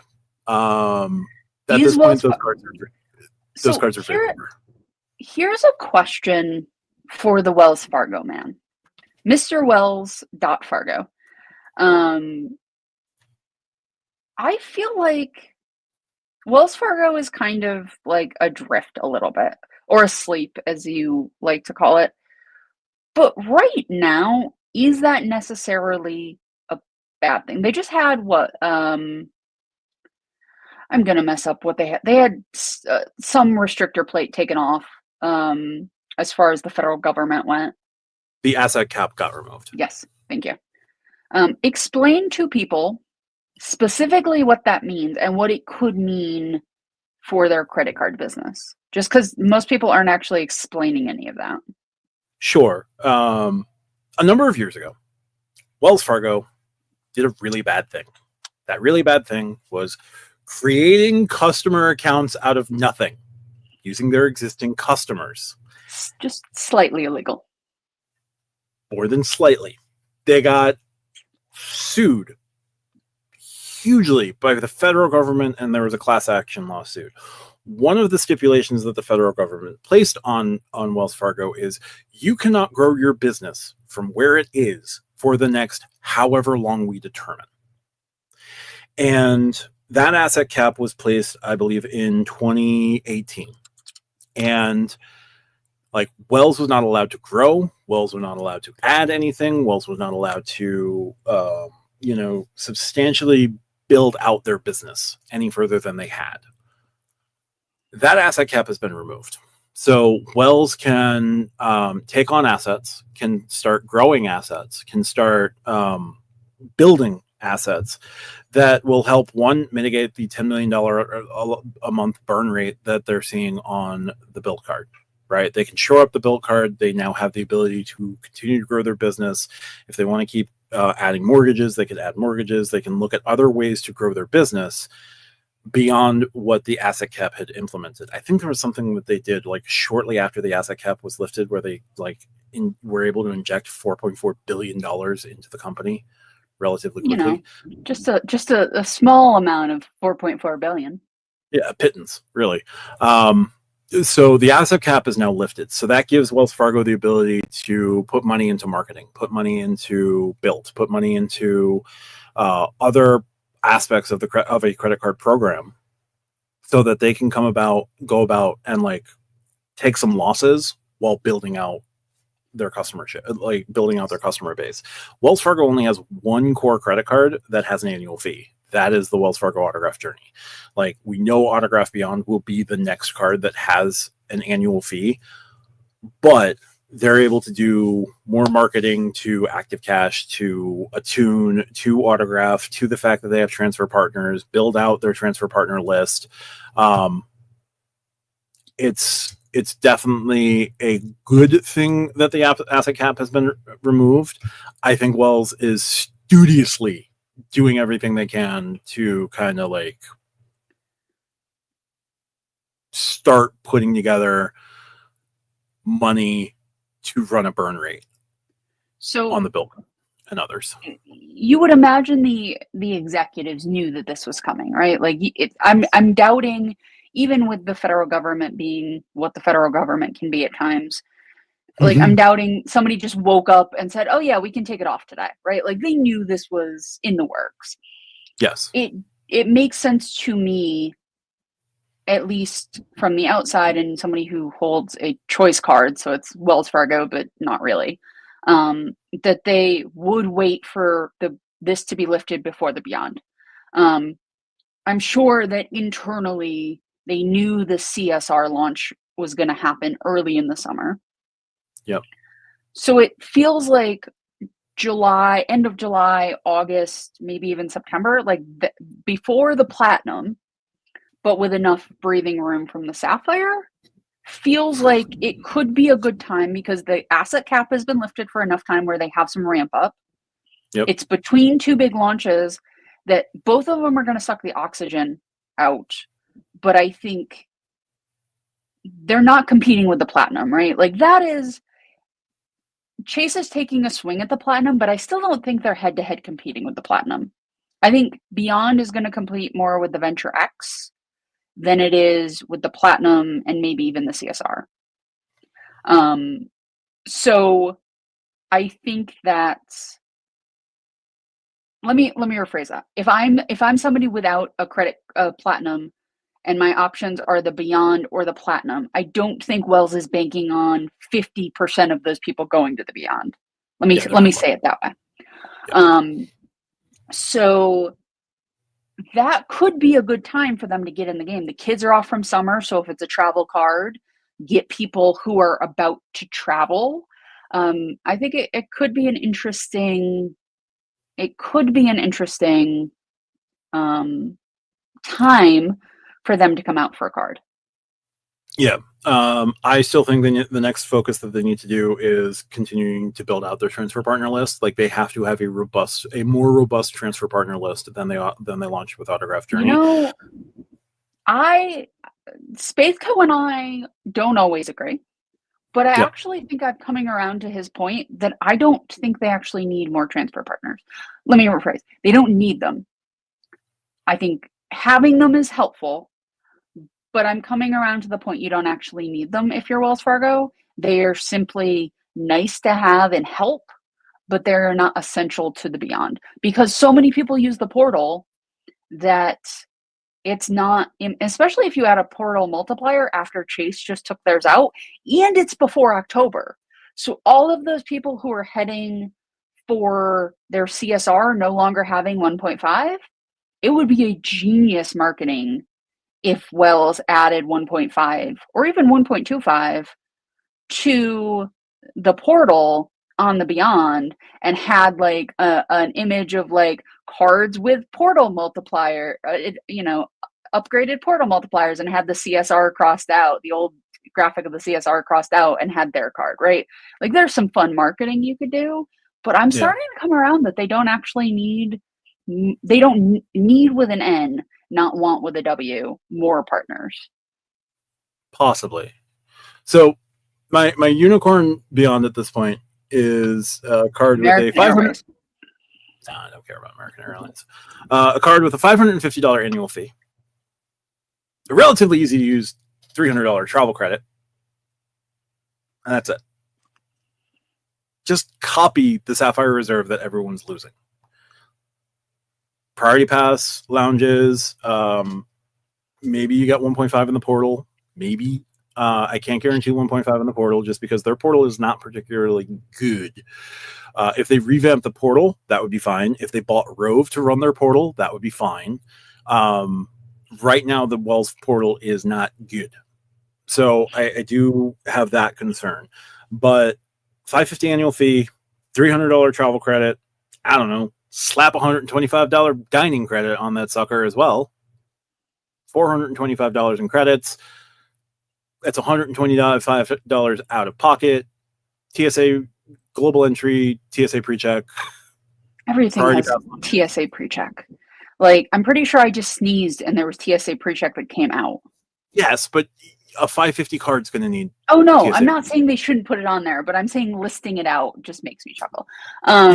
Clinton, look, I'm not going to say that travel protection on credit cards is worthless. I'm going to say that it does not cover as nearly as much as people think it does. And I think that most people overestimate what travel protection on cards, any cards, even the Amex cards, which have pretty legit travel protections, it overestimates what it covers. That's what I'm going to say there. Wells's travel protections are just under Chase's. They're pretty solid. They're, even if all you're offering with the travel protections is the sense of a warm blanket, like at least kind of offer the warm blanket and cocoa at bare minimum.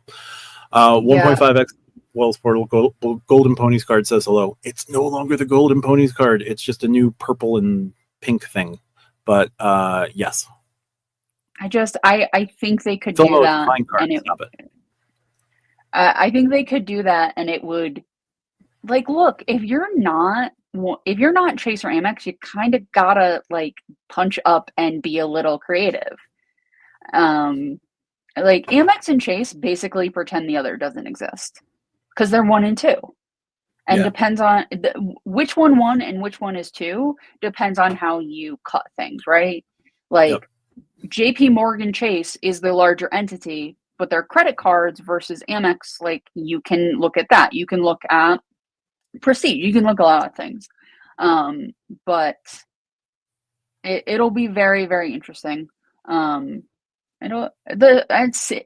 Citi comes out with a gangbusters card and lands American Airlines and you can transfer to American even at 5-1, that's going to do some damage in the credit card community. I don't think they're going to be that. Your belief in the Strata Elite is interesting.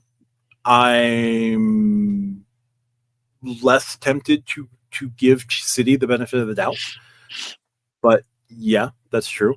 Clinton did also mention that the Kroger Pay trick on the Sapphire Preferred, that is a way to trigger the online grocery. So if your Sapphire Preferred's in Kroger Pay, you get your 3% or your 3 times points. And the same is true with Publix and a couple of others. If you use the app for your preferred grocery store, you're going to get the 3x, but I still think you should just tap card or tap Apple Pay on terminal, get 3x.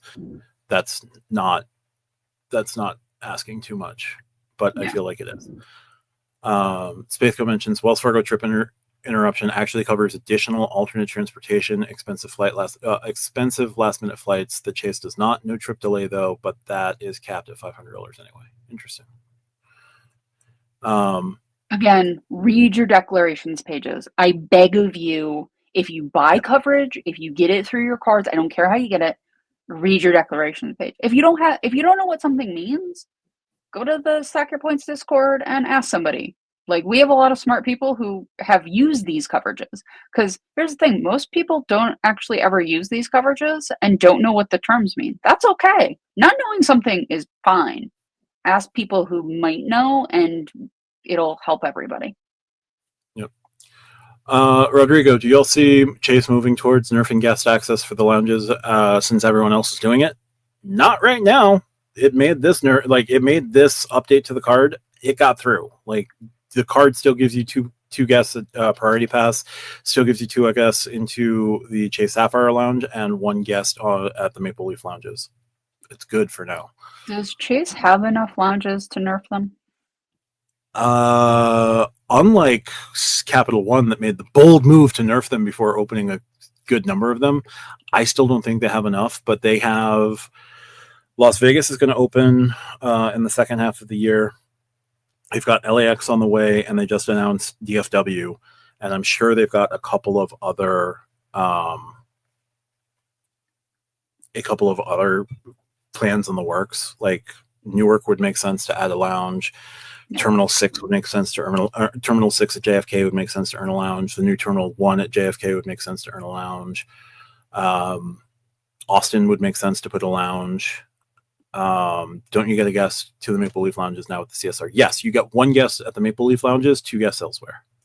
Filmo, I don't have any idea about your life, but I genuinely think of you as like the most interesting man in the world from the Dos Equis commercials. Like, that is how I see you, just based on the information you have shared. HSBC, yes, the HSBC cards do offer 1.5 and 1.25 in their travel portal. They do have slightly better transfer partners, like better quality transfer partners than Wells Fargo, though you do it at a 5-2 rate. But HSBC, if you think that Wells Fargo is a terrible bank, have you met HSBC? Like, look, here's the thing. Every single bank from Amex to Chase to Citi to every bank has done bad things. It's whether they get caught and if people remember. That's the difference. Yeah, Bank of America 3 years ago did the exact same thing that Wells Fargo did. What did they get? A slap on the wrist. Looks like Wells Fargo is getting better and better and better. The rest of the card issuers are getting worse. Maybe? I would love Wells Fargo. If I did more cash back, I would probably get a lot more into Wells Fargo. Just unfortunately, for how I travel, they're not. Yeah. They're not Amex for me. So what are the best travel protection cards worth using? I'm going to I'm going to default because I don't know the exact answer on that one. Chases get vaunted. Chases, when you read the fine print, probably aren't the best. Yeah. Spaceco's comment is medical evac terms aren't great. If someone on your trip is going to be able to provide receipts to show you paid in a compliant way when they call. Yeah, and I've not heard great things about the new underwriter for their insurance. That is a lot of bank accounts, David. Yeah.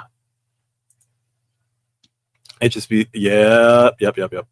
We're going to take that comment down. But yes. Look at HSBC. Look at their history. It's not great.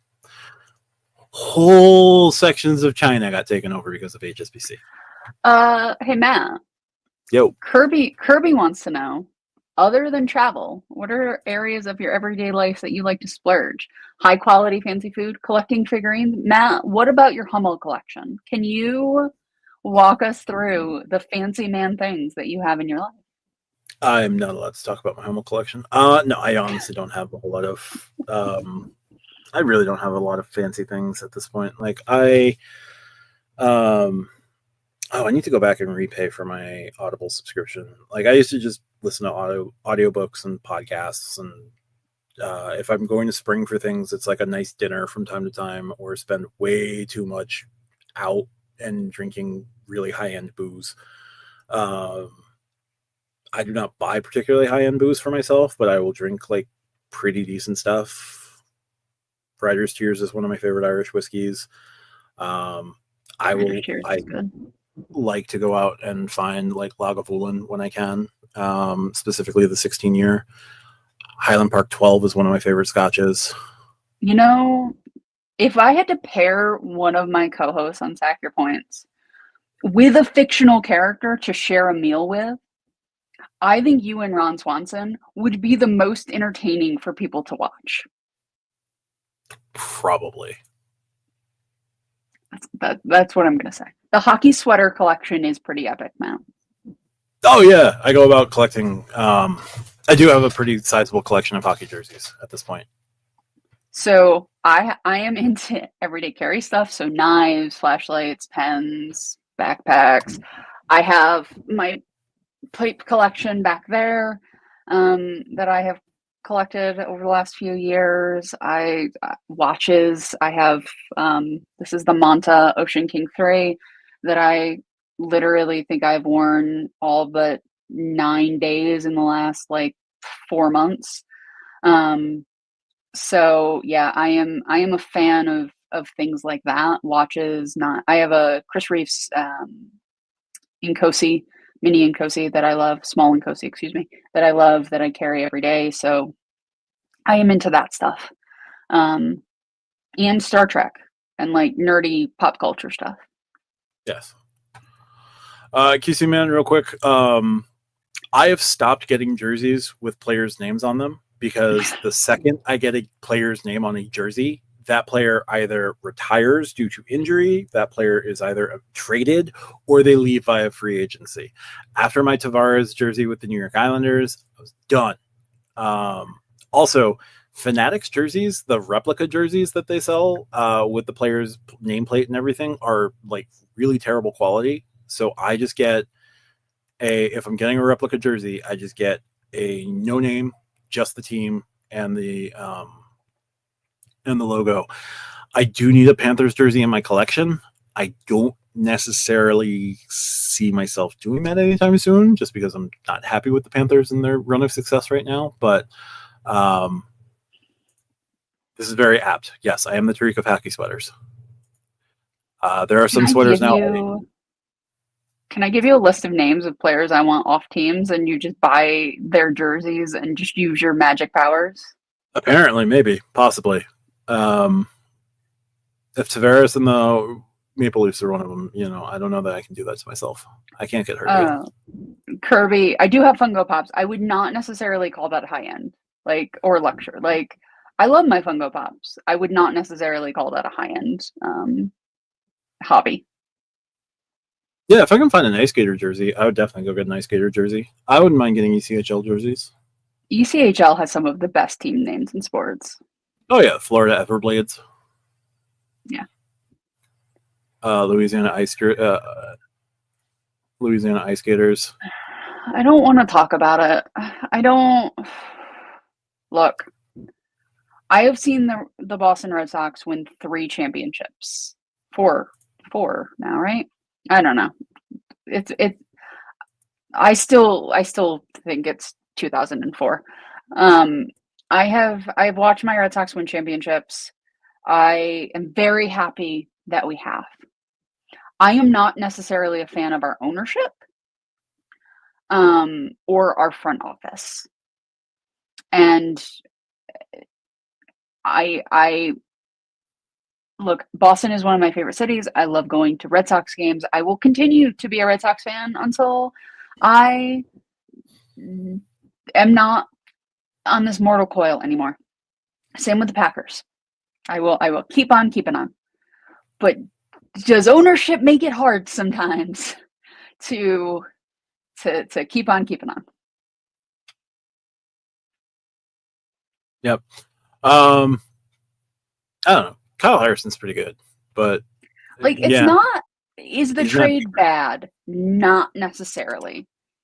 Is it indicative of who the ownership group is? Absolutely, and that's what I don't like. Yes.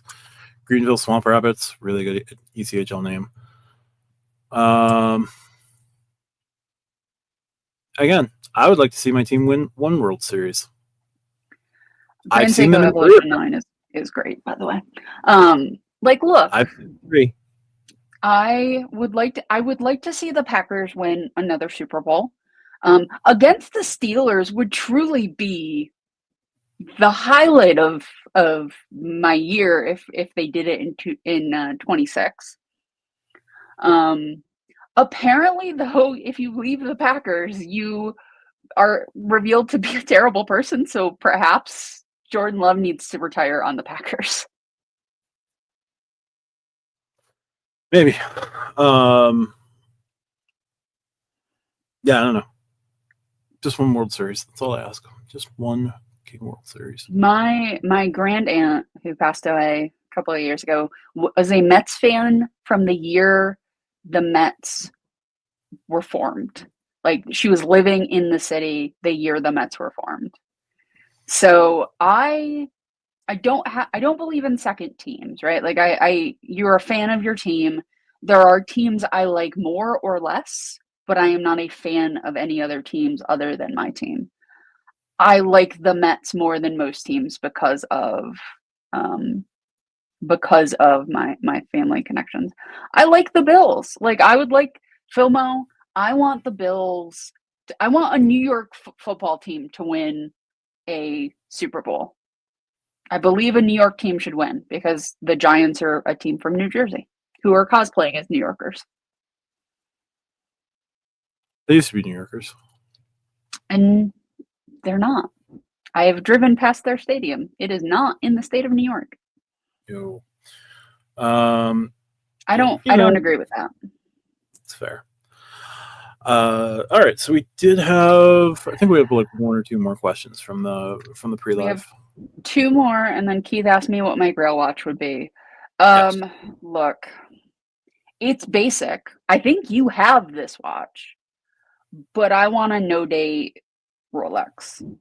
Like I do. It's very similar to the watch on my wrist, but to me that is the most Rolex of the quote modern Rolexes. Like that is what the Rolex was designed. Like the Rolex was designed to be actually like worn, not as a status symbol, but like as a watch that you like wore. To me, that is what I want. I do want a Tudor, probably a Pelagos. It's the same. Like I want like 7 of the watches that like I show people and they can't tell the difference, but I can tell the difference, right? Like I like dive watches that are black. That is how I like. I have a white dive watch over there, but same idea. But yeah, I want a no date sub. Um, I would do I would do some credit card damage if I could find a no date sub. I do wanna a Seiko Alpinist, probably the GMT as well, but that's not a hard watch to get. Nothing wrong with going to Game 7. Game 7's always fun. Apparently, the Oilers don't like it. Well, don't put 20% of your don't put like more than 20% of your cap hit into 3 players. The Oilers are learning this the hard way, and the Maple Leafs should have learned that lesson long ago. Now they're forced to learn that lesson. I mean, you can get a Rolex on the secondary market for 7 or 8, which is not a small chunk of money, but it is not the $17,000 to $50,000 you can get some other ones for. Yeah. Right. Yes, we have 2 more. Yes. What is your least favorite points currency? What is the absolute lowest number of transfer partners that they would need to add for them to become your favorite? And which partners would they need to add? Look, if you don't have Hilton or Delta, I don't care about you. Like, I'm sorry. I don't. I am a simple person. I was bred in a lab to be an Amex user. I can't help it. Like, if you don't add at least Hilton or Delta, I don't care about you. And Hilton and Delta is entirely exclusive. You can get Hilton, I think, on Bilt, but I would rather have a credit card from Citi than one from Bilt. They also not aware of what customer service is. Citi's my least favorite. I don't know what Citi could do to add, like who Citi could add to make me consider it, because like Uh, if they could add Hyatt, Hilton, and AA and Amtrak, and I'd still have very legitimate concerns about going to City.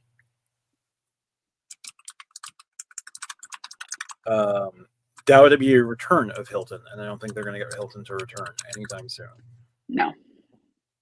Amtrak would be hilarious, but I don't necessarily see that. Like, they would have to add some seriously high value hotels, and they'd have to add some seriously. I don't even need them to add a high value airline. It's just if they finally add AA, it's get that monkey off their back. But I would What do have a you hard think time. they're going to add them for? What do you think they're going to add them for points to miles? Do you it's not going to be 1-to-1? Like it can't with as many custom caches as are in the world. It's got to So be 3, 4, 5. one, I'm not sure that the custom cache is much longer for this world. I mean, Two, fair, but my question yeah, still stands. the folks who have them. Two, I think if City can find a way to negotiate, AA is probably one of those, is probably the only points currency that City should be going like 1 to 0.8 and being okay with it, or like 5 to 4. Their new Emirates rate that's kicking in July, I think if they got 5 to 4, they have done gangbusters. I would not be surprised if it's 5 to 2. Yeah. I think 5 to 2 is probably the best they could hope for. With American Airlines keeping their current pricing the way that it is. If they go to 1-1, that is American Airlines just the deval cord as quickly as possible. And it's going to At be that point, Craig devaluing. dies a little bit inside. Yeah. It would just be a game over type situation for the value of AA points if they go 1-1 with City. I think 5 to 2 gives them the ability to not pull the ripcord immediately. I still think whatever transfer rate you're going to see, American Airlines is going to say, "Hey, when's the last time we significantly devalued our program?" Yeah, it's time. I think they do it regardless. It's just going to be a level of how bad the cut is going to be. 1-1, it's going to be a catastrophic cut. 5 to 2, I think, is going to be bad, but not nearly as bad. Yeah. So yeah, I can't see myself going to City in any circumstance. But yeah, I can't disagree, Keith. Again, you now have the Verizon card. Here you go. Yeah, here's your AT&T card. Here's 6 of them. I very much think that we're going to see the custom cache discontinue before the end of the year. Yeah.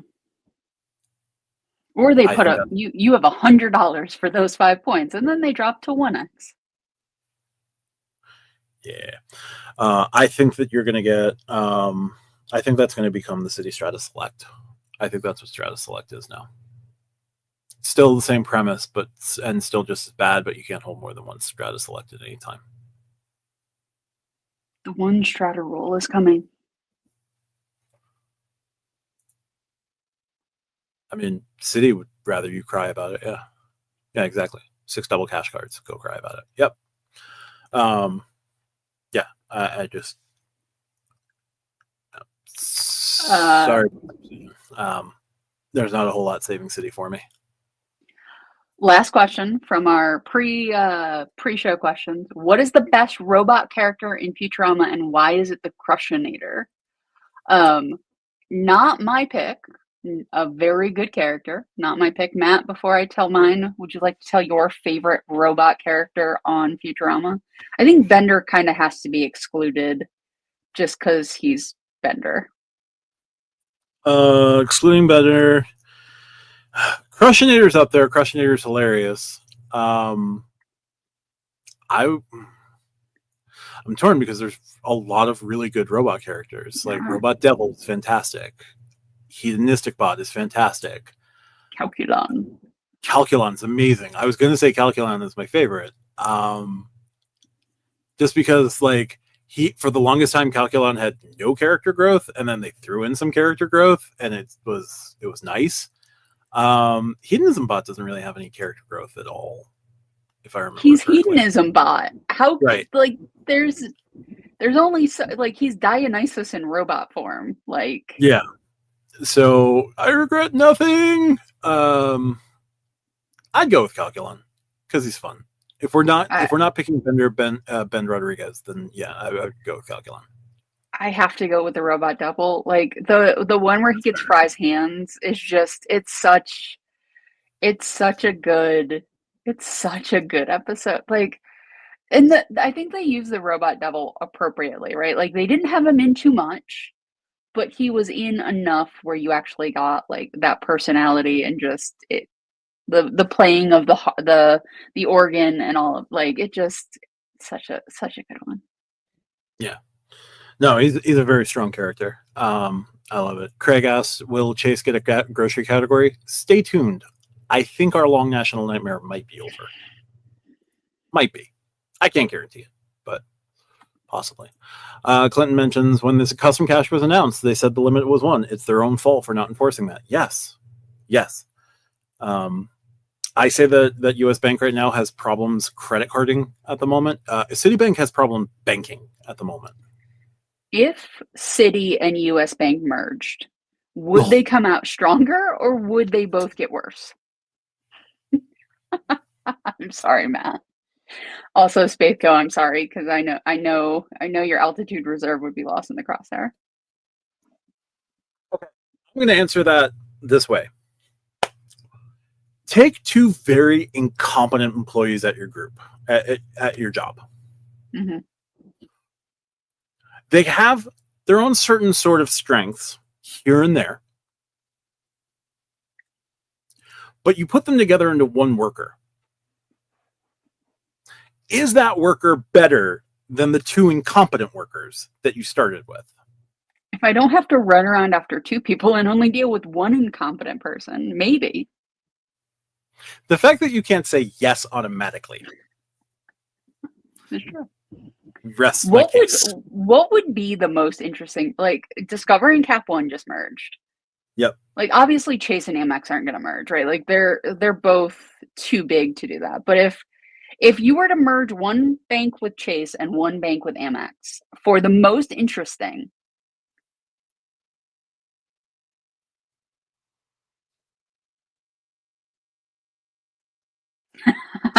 Spathco, that's a great one. They're going to hire you as head of IT, Spathco. See, here's the problem, Spathco. They'd farm that out to McKinsey or Deloitte. Yeah. To make it happen. So it'll happen. It'll just happen in an even worse way than you'd imagine. We'll go back to QC Man's quick question there. Interesting bank. See, here's the thing. I'm not thinking about bank mergers. I'm thinking of like Wells Fargo buying Built. I'm thinking of Wells Fargo buying Rose. Well, that would be somewhat of a merger, kind of. Those would be like good to Wells Fargo's bottom line, and those would like enhance their products. And you get all a more majority of the transfer partners, which would be good for Wells. An Amex Wells merger would be fun. Like the Attune as a Forex Amex card, bring it. I'll see so much baseball. The long history of those 2 companies specifically, never happening. I didn't say it was likely. I mean, Henry Wells and oh god, I forget Fargo's last name, but Henry Wells, William Fargo. They started American Express. They did. They literally were like, what? Weren't they like a messenger service? Shipping company. Yeah. And one of them wanted to stay on the West Coast, and the other one was like, what are you, an idiot? No, we do this transcontinentally. What's wrong with you? And the other, I believe it was Henry Wells. It was just like, yeah, I don't want to. I'm going to stay here in San Francisco. And he built Wells Fargo to do the same thing on the West Coast. So it's just one company that split into 2 companies coming back to be one company. This is true. But who leads that company? Steve Squarey or Charles Scharf? bigger company usually wins. Wells is the bigger company, so Charles Scharf. I mean, Wells is the bigger bank. Wells is also the bigger company. No, Wells is the bigger bank. Wells is not a bigger company than Amex. Amex has a bigger market cap. Interesting. Yeah. It's the same card. Amex offers on the Propel was nice.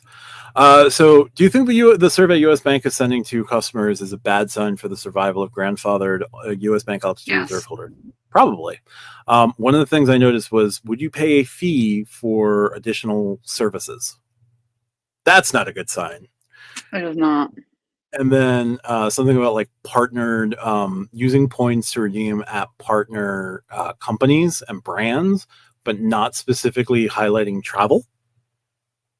Yeah. Spaithco, did you get that survey? Did you take that survey? I'm interested in like how many novel length answers did you write to US Bank about the US altitude reserve?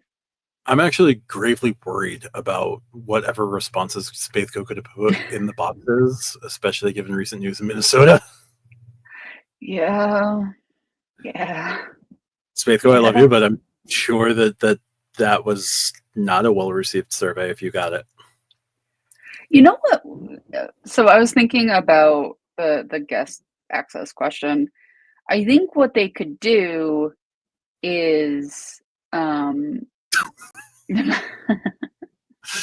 only somewhat. That's good. They could do something like they do on the Delta cards and give guest passes instead of having it be blanket like access, right? So like I have Delta cards, so I have guest passes.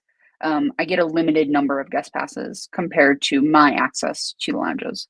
But if you do that, like if you're traveling by yourself, like, and you have somebody, like you usually travel by yourself, it doesn't affect you.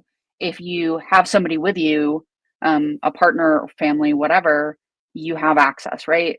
But it's not an all or nothing situation. It is a, like, you can choose your own adventure situation. That might be a way for them to cut down on the number of guests without outright just saying no guests like Capital One did. Oh, with Chase? Yeah. Or Amex?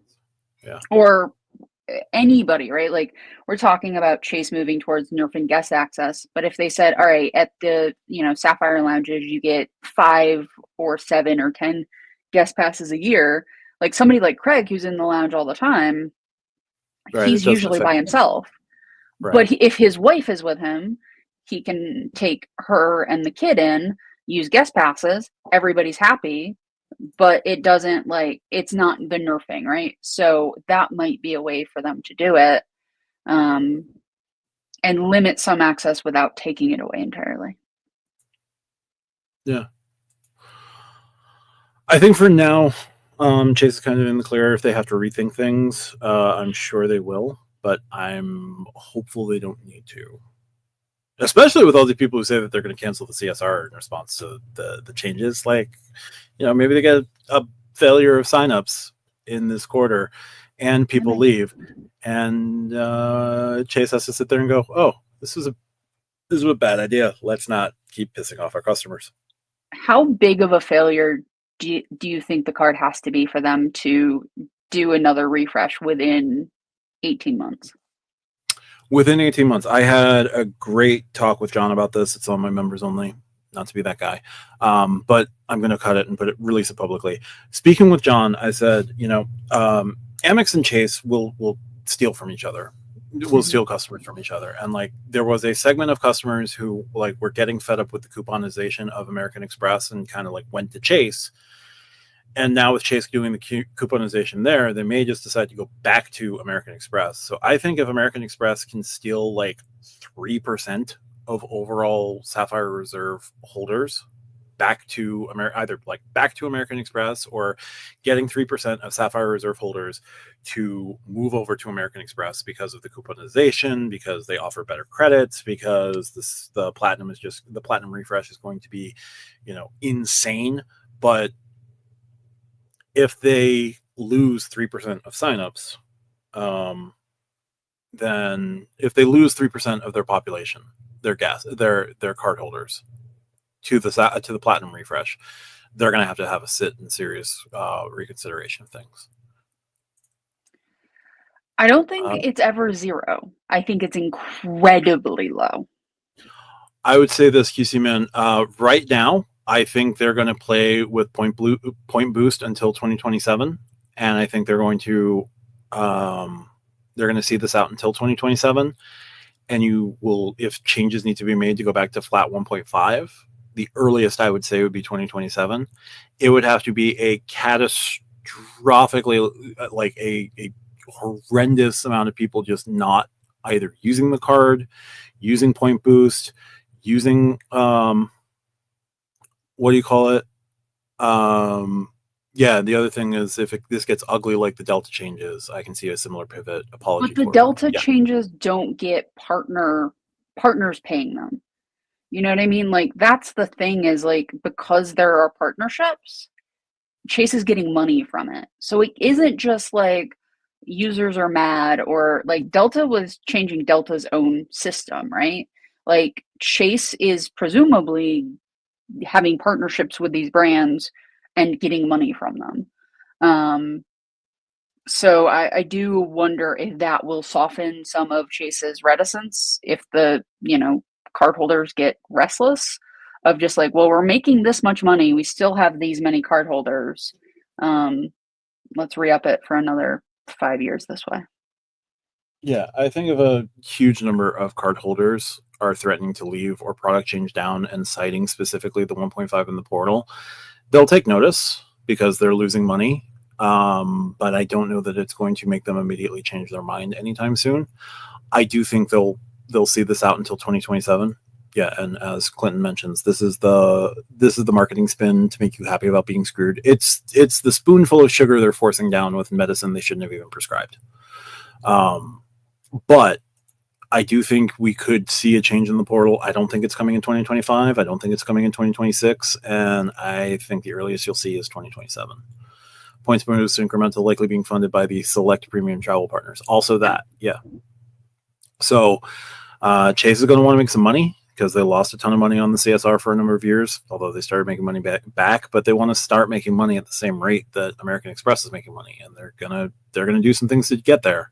And I don't know that that's necessarily going to be the best of ideas. Svetka says, I think it would be things like dropping the AU fee back to 75 or giving a bonus credit of some kind, another $150 in general travel or whatever. Yeah. They're not going to immediately go back to getting rid of points boost and going right to the 1.5. They're it's going also, to run. Oh, I'm Yep. sorry, Matt, go ahead.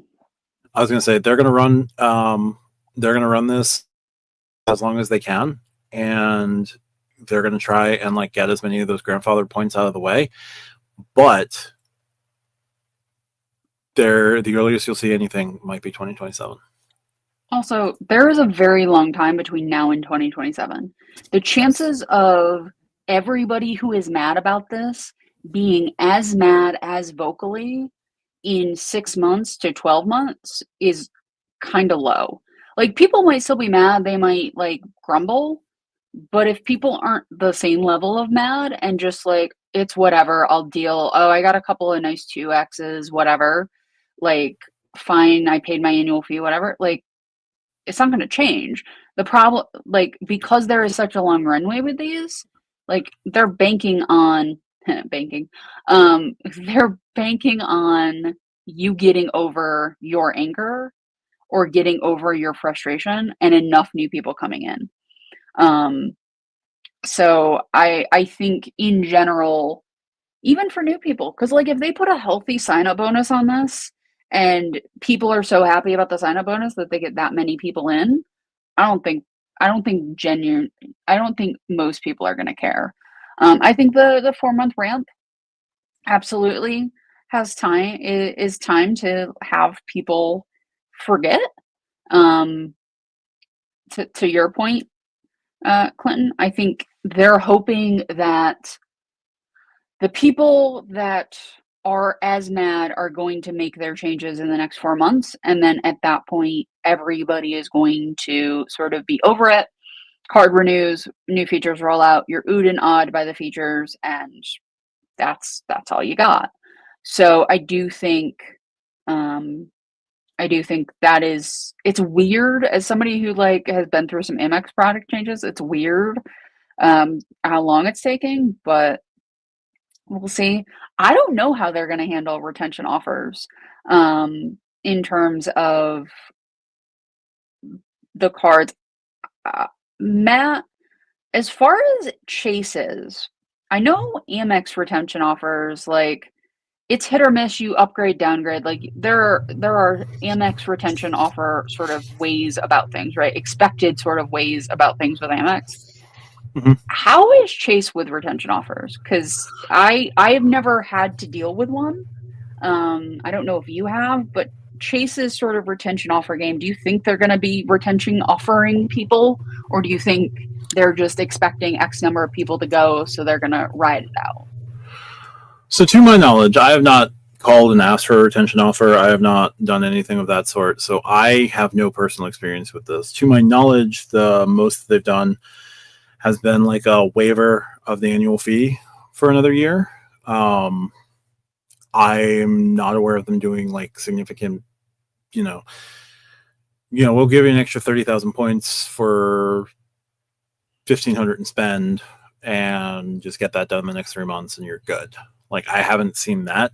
I do think that that is another arrow from the American Express quiver that they could steal and Yeah. start implementing that as a way of retaining some customers. Now, with that, like, they should also be aware that there's people who will abuse that system, because there were people who abused it on the American Express side. Like, with every every offer, there's always someone who's going to try to exploit it. But Absolutely. I do think that they could start looking at retention offers as a way to keep a subset of their customers, somewhat happy. Be waiting until next fee before considering a change, given where I'm located. A lot of the credits won't be easy to use. Yeah, that's unfortunate. Chase did a lot of retention offers when they raised from 450 to 550 by giving a $100 retention bonus. So it'll probably be the same this time. Yeah, they may just offer a 245 bonus just to keep you on board for now. They tried to get me to not cancel the Southwest Priority Card by waiving the $149 annual fee. Yep, there you go. Money I talks. can't imagine talking to Amex and talking to them about downgrading my platinum and then being like, "We'll just wait." Like, I can't imagine doing it with the green. Like, as somebody in the Amex world, like the idea of them just being like, "We'll waive your annual fee," feels weirder than them offering me 100,000 points on $2,000 to spend. Like, it feels But so bizarre. that's what they used to do. They used I to do that. know, but they Yeah, don't anymore. right. Like, modern Amex, like, just it's not how Amex rolls. Like, I know they used to, Yeah. but I can't imagine they have done it in the past several years. Yep. No, definitely. Any final questions from the chat? We're We're coming up on at 2.5 hours, which is about our normal episode length. it's our normal. Every time, so a little insider baseball about Stack Your Points and Stack Your Live. Anytime we put, oh yeah, this will take about an hour to do an episode. I don't even think our first episode was an hour. No. Like, we have never been good at going less time than we've ever thought. So thankfully, Matt and I are both night owls. I think pop-up jail is better than 524. If they take 524 away and just do pop-up jail, I think that's an actual win for people. It's a black box. I admit it on Amex's side. Spend more, spend less, do this, do that. Doesn't guarantee anything, but at least it gives you the option. I'm pro pop-up gel. I'm not sure that they're. Do I think the Islanders will pick the Long Island kid first overall? No, Higgins isn't quite at Schaefer or Misa level. I wouldn't mind seeing a trade with Utah at 4, or if they have to trade with the Blackhawks at 3 to get Higgins. I would love to see them add both Schaefer and Higgins, but I don't think they're going to add Schaefer one overall at 1-1. They did only interview 3, so that is what it is. Anyway, sorry. Third thoughts on Amex pop-up gel. I like the idea of Amex pop-up gel. My only contention is that there are cards with American Express that are very much worth like just getting the card without pop-up gel and like not taking the welcome offer. I can't think of a single Chase card that it would be a no-brainer. Okay, I could take that card without a welcome offer and still do pretty significant damage with it. United card. The United Explorer is probably one. The United Club might be one.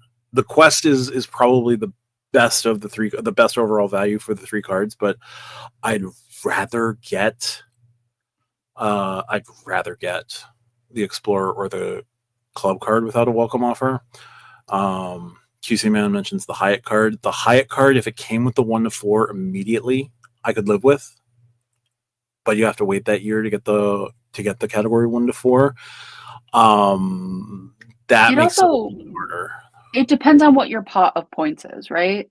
Like, if you have 500,000 Chase points, is necessarily getting 75,000 more of them on a 75,000 point offer on a card going to make or break you? Like, some of it is what do you have already in the system? Yeah, I mean, you could easily go after like a Sapphire Preferred. Like, I could go for a Sapphire Preferred, be thrown in Chase pop-up gel, and okay, I'm not going to get the 75,000 point welcome offer at first, but like, I could build points relatively quickly with that. That's fine. I do think pop-up gel, getting popped in pop-up gel for an ink card would be a completely different case. I think Amex did that, Rodrigo, just because they wanted the news to be buried a little bit. I don't follow the platinum stuff on the business side a ton. Like, I follow it, but not in terms of I don't care. I do think it's a problem, but I think some of this is people are just abusing the system, and Amex is one of those companies that if they see a lot of people abusing the system, they're gonna stop it. Like, they have zero problem just being like, we're cutting this off. Yeah. Have a great day. Nick said when you called to downgrade to the CSP, they only asked why, and that was about it. Might have gotten something if he said they wanted outright counsel. That, yeah, and if you explain why, that's definitely going to be taken into account. Yeah. You're definitely going to put 3x travel on the refresh CSP, mark my words. The laughing emoji gives me a little bit of pause there, but there. We are at 424. Yes, we're at 424. At 500, we can apply to have memberships. Yep. Once we have memberships, the hosts will all get together. We'll go over the details we have to go over. We did a survey on memberships. It's still up. So we'll take a look at that, what people wanted, what people didn't want, and put it together. It will have some sort of amusing level chart. There were several ideas thrown in, from main cabin, comfort plus, first class, to silver, gold, diamond, to different things. It will have some version of a travel themed leveling system. And then from there, we'll have memberships. Again, if you watch our weekly videos, yes, like the US Bank survey, thankfully people were nicer. If you just watch our videos, if you watch the Wednesday and Friday videos, and listen to the podcast on the weekends, like, nothing is going to change for you. You're not losing a single benefit of that. That will always be free. Like, the Wednesday and Friday videos are always going to be free. It is simply additional content and extra stuff that at that point would be membership, but you're not losing anything. Sorry, Henry. No. But as far as like the content, if you are somebody who doesn't want to pay for it, you can't pay for it, whatever, not going to change. We'll still have topics. We'll still have questions. It is simply additional content. I want to make that very, very clear because we had a couple of people mention that in the survey. Very clear. It is not going to change for you. Like nothing will change. It won't be delayed more. Like sometimes delays happen, but it won't be delayed more because of memberships. It would be free. Yep. It will stay free. Real quick, Brady mentioned he would take the Marriott Bold with no welcome offer for the Elite Nights and Ritz-Carlton in a year. Again, this depends on Ritz-Carlton's going to get nerfed. Yep. I don't disagree. The Elite Nights is good. Everybody applying for a Boundless, a Bold, or a Bountiful, and getting that $10,000 limit, you are taking a big gamble that nothing gets changed in the next year to the Ritz-Carlton card. Now, if the Ritz-Carlton card does get nerfed in that year time frame, at least you can knock down to the Bold or cancel the cards outright if it's not going to work for you. So you do have that option. QC Man Matt, do you have a lot of MR points stacked up to use over the next 2 years at the 1.5x? I currently have 270,000 UR points, so I'm not at nothing, but I wouldn't mind more. Spathco, why is it not called Pop-Up Purgatory for better alliteration and a more accurate description? You're in the position of not being denied, bad place, not getting a welcome offer, good place. I like Pop-Up Purgatory. Because the community decided Pop-Up Jail, and also PUP is very different than PUJ. Yes. First, it's always free. Yes, it is. Clinton, I don't need more Marriott points. I need to spend the ones I have. You can always transfer my airline partners 3-1 as needed. It is a big gamble. Worst case scenario, I have no annual fee Bold that gives you free Elite Nights. Yeah, no, otherwise, yeah. And silver status, yeah. How many MR points does RJ have? Not as many points. Not as many MR points as I have UR points, I'm sure.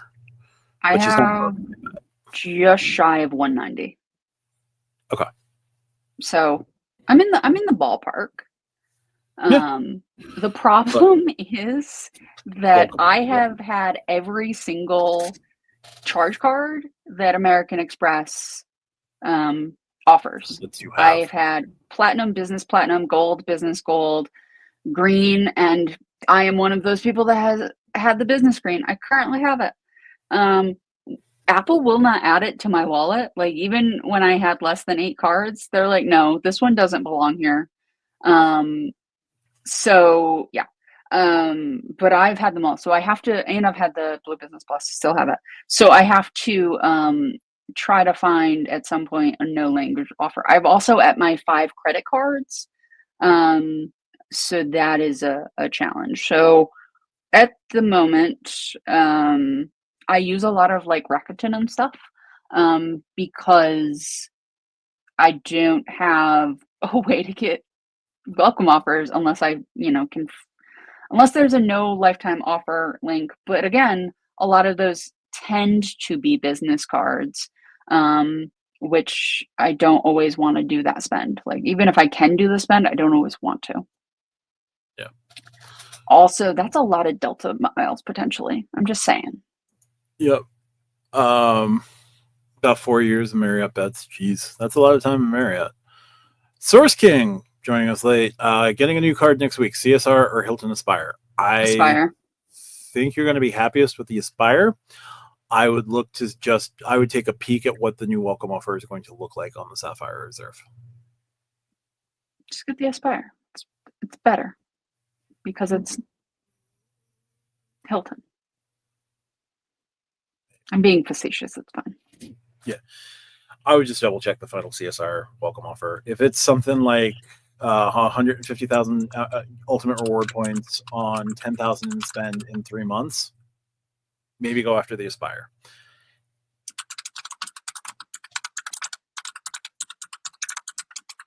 That's a joke. All right.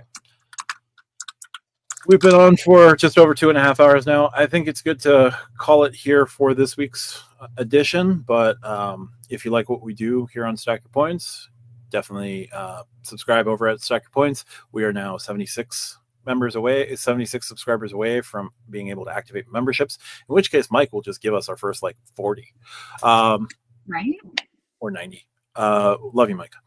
And yeah, definitely check us out over there. For more, you can check out stackyourpoints.com. I hope the videos I posted yesterday and tomorrow will post to the website. I haven't checked.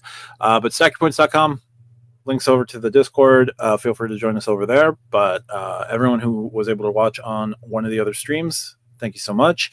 Everyone who subscribed tonight, thank you so much. And everyone who watched from my stream, thank you as well. And we look forward to seeing you next week. We'll be back with another episode of Stack Your Points tomorrow and then again on Wednesday. But we will see you here next week. bye everybody. Bye.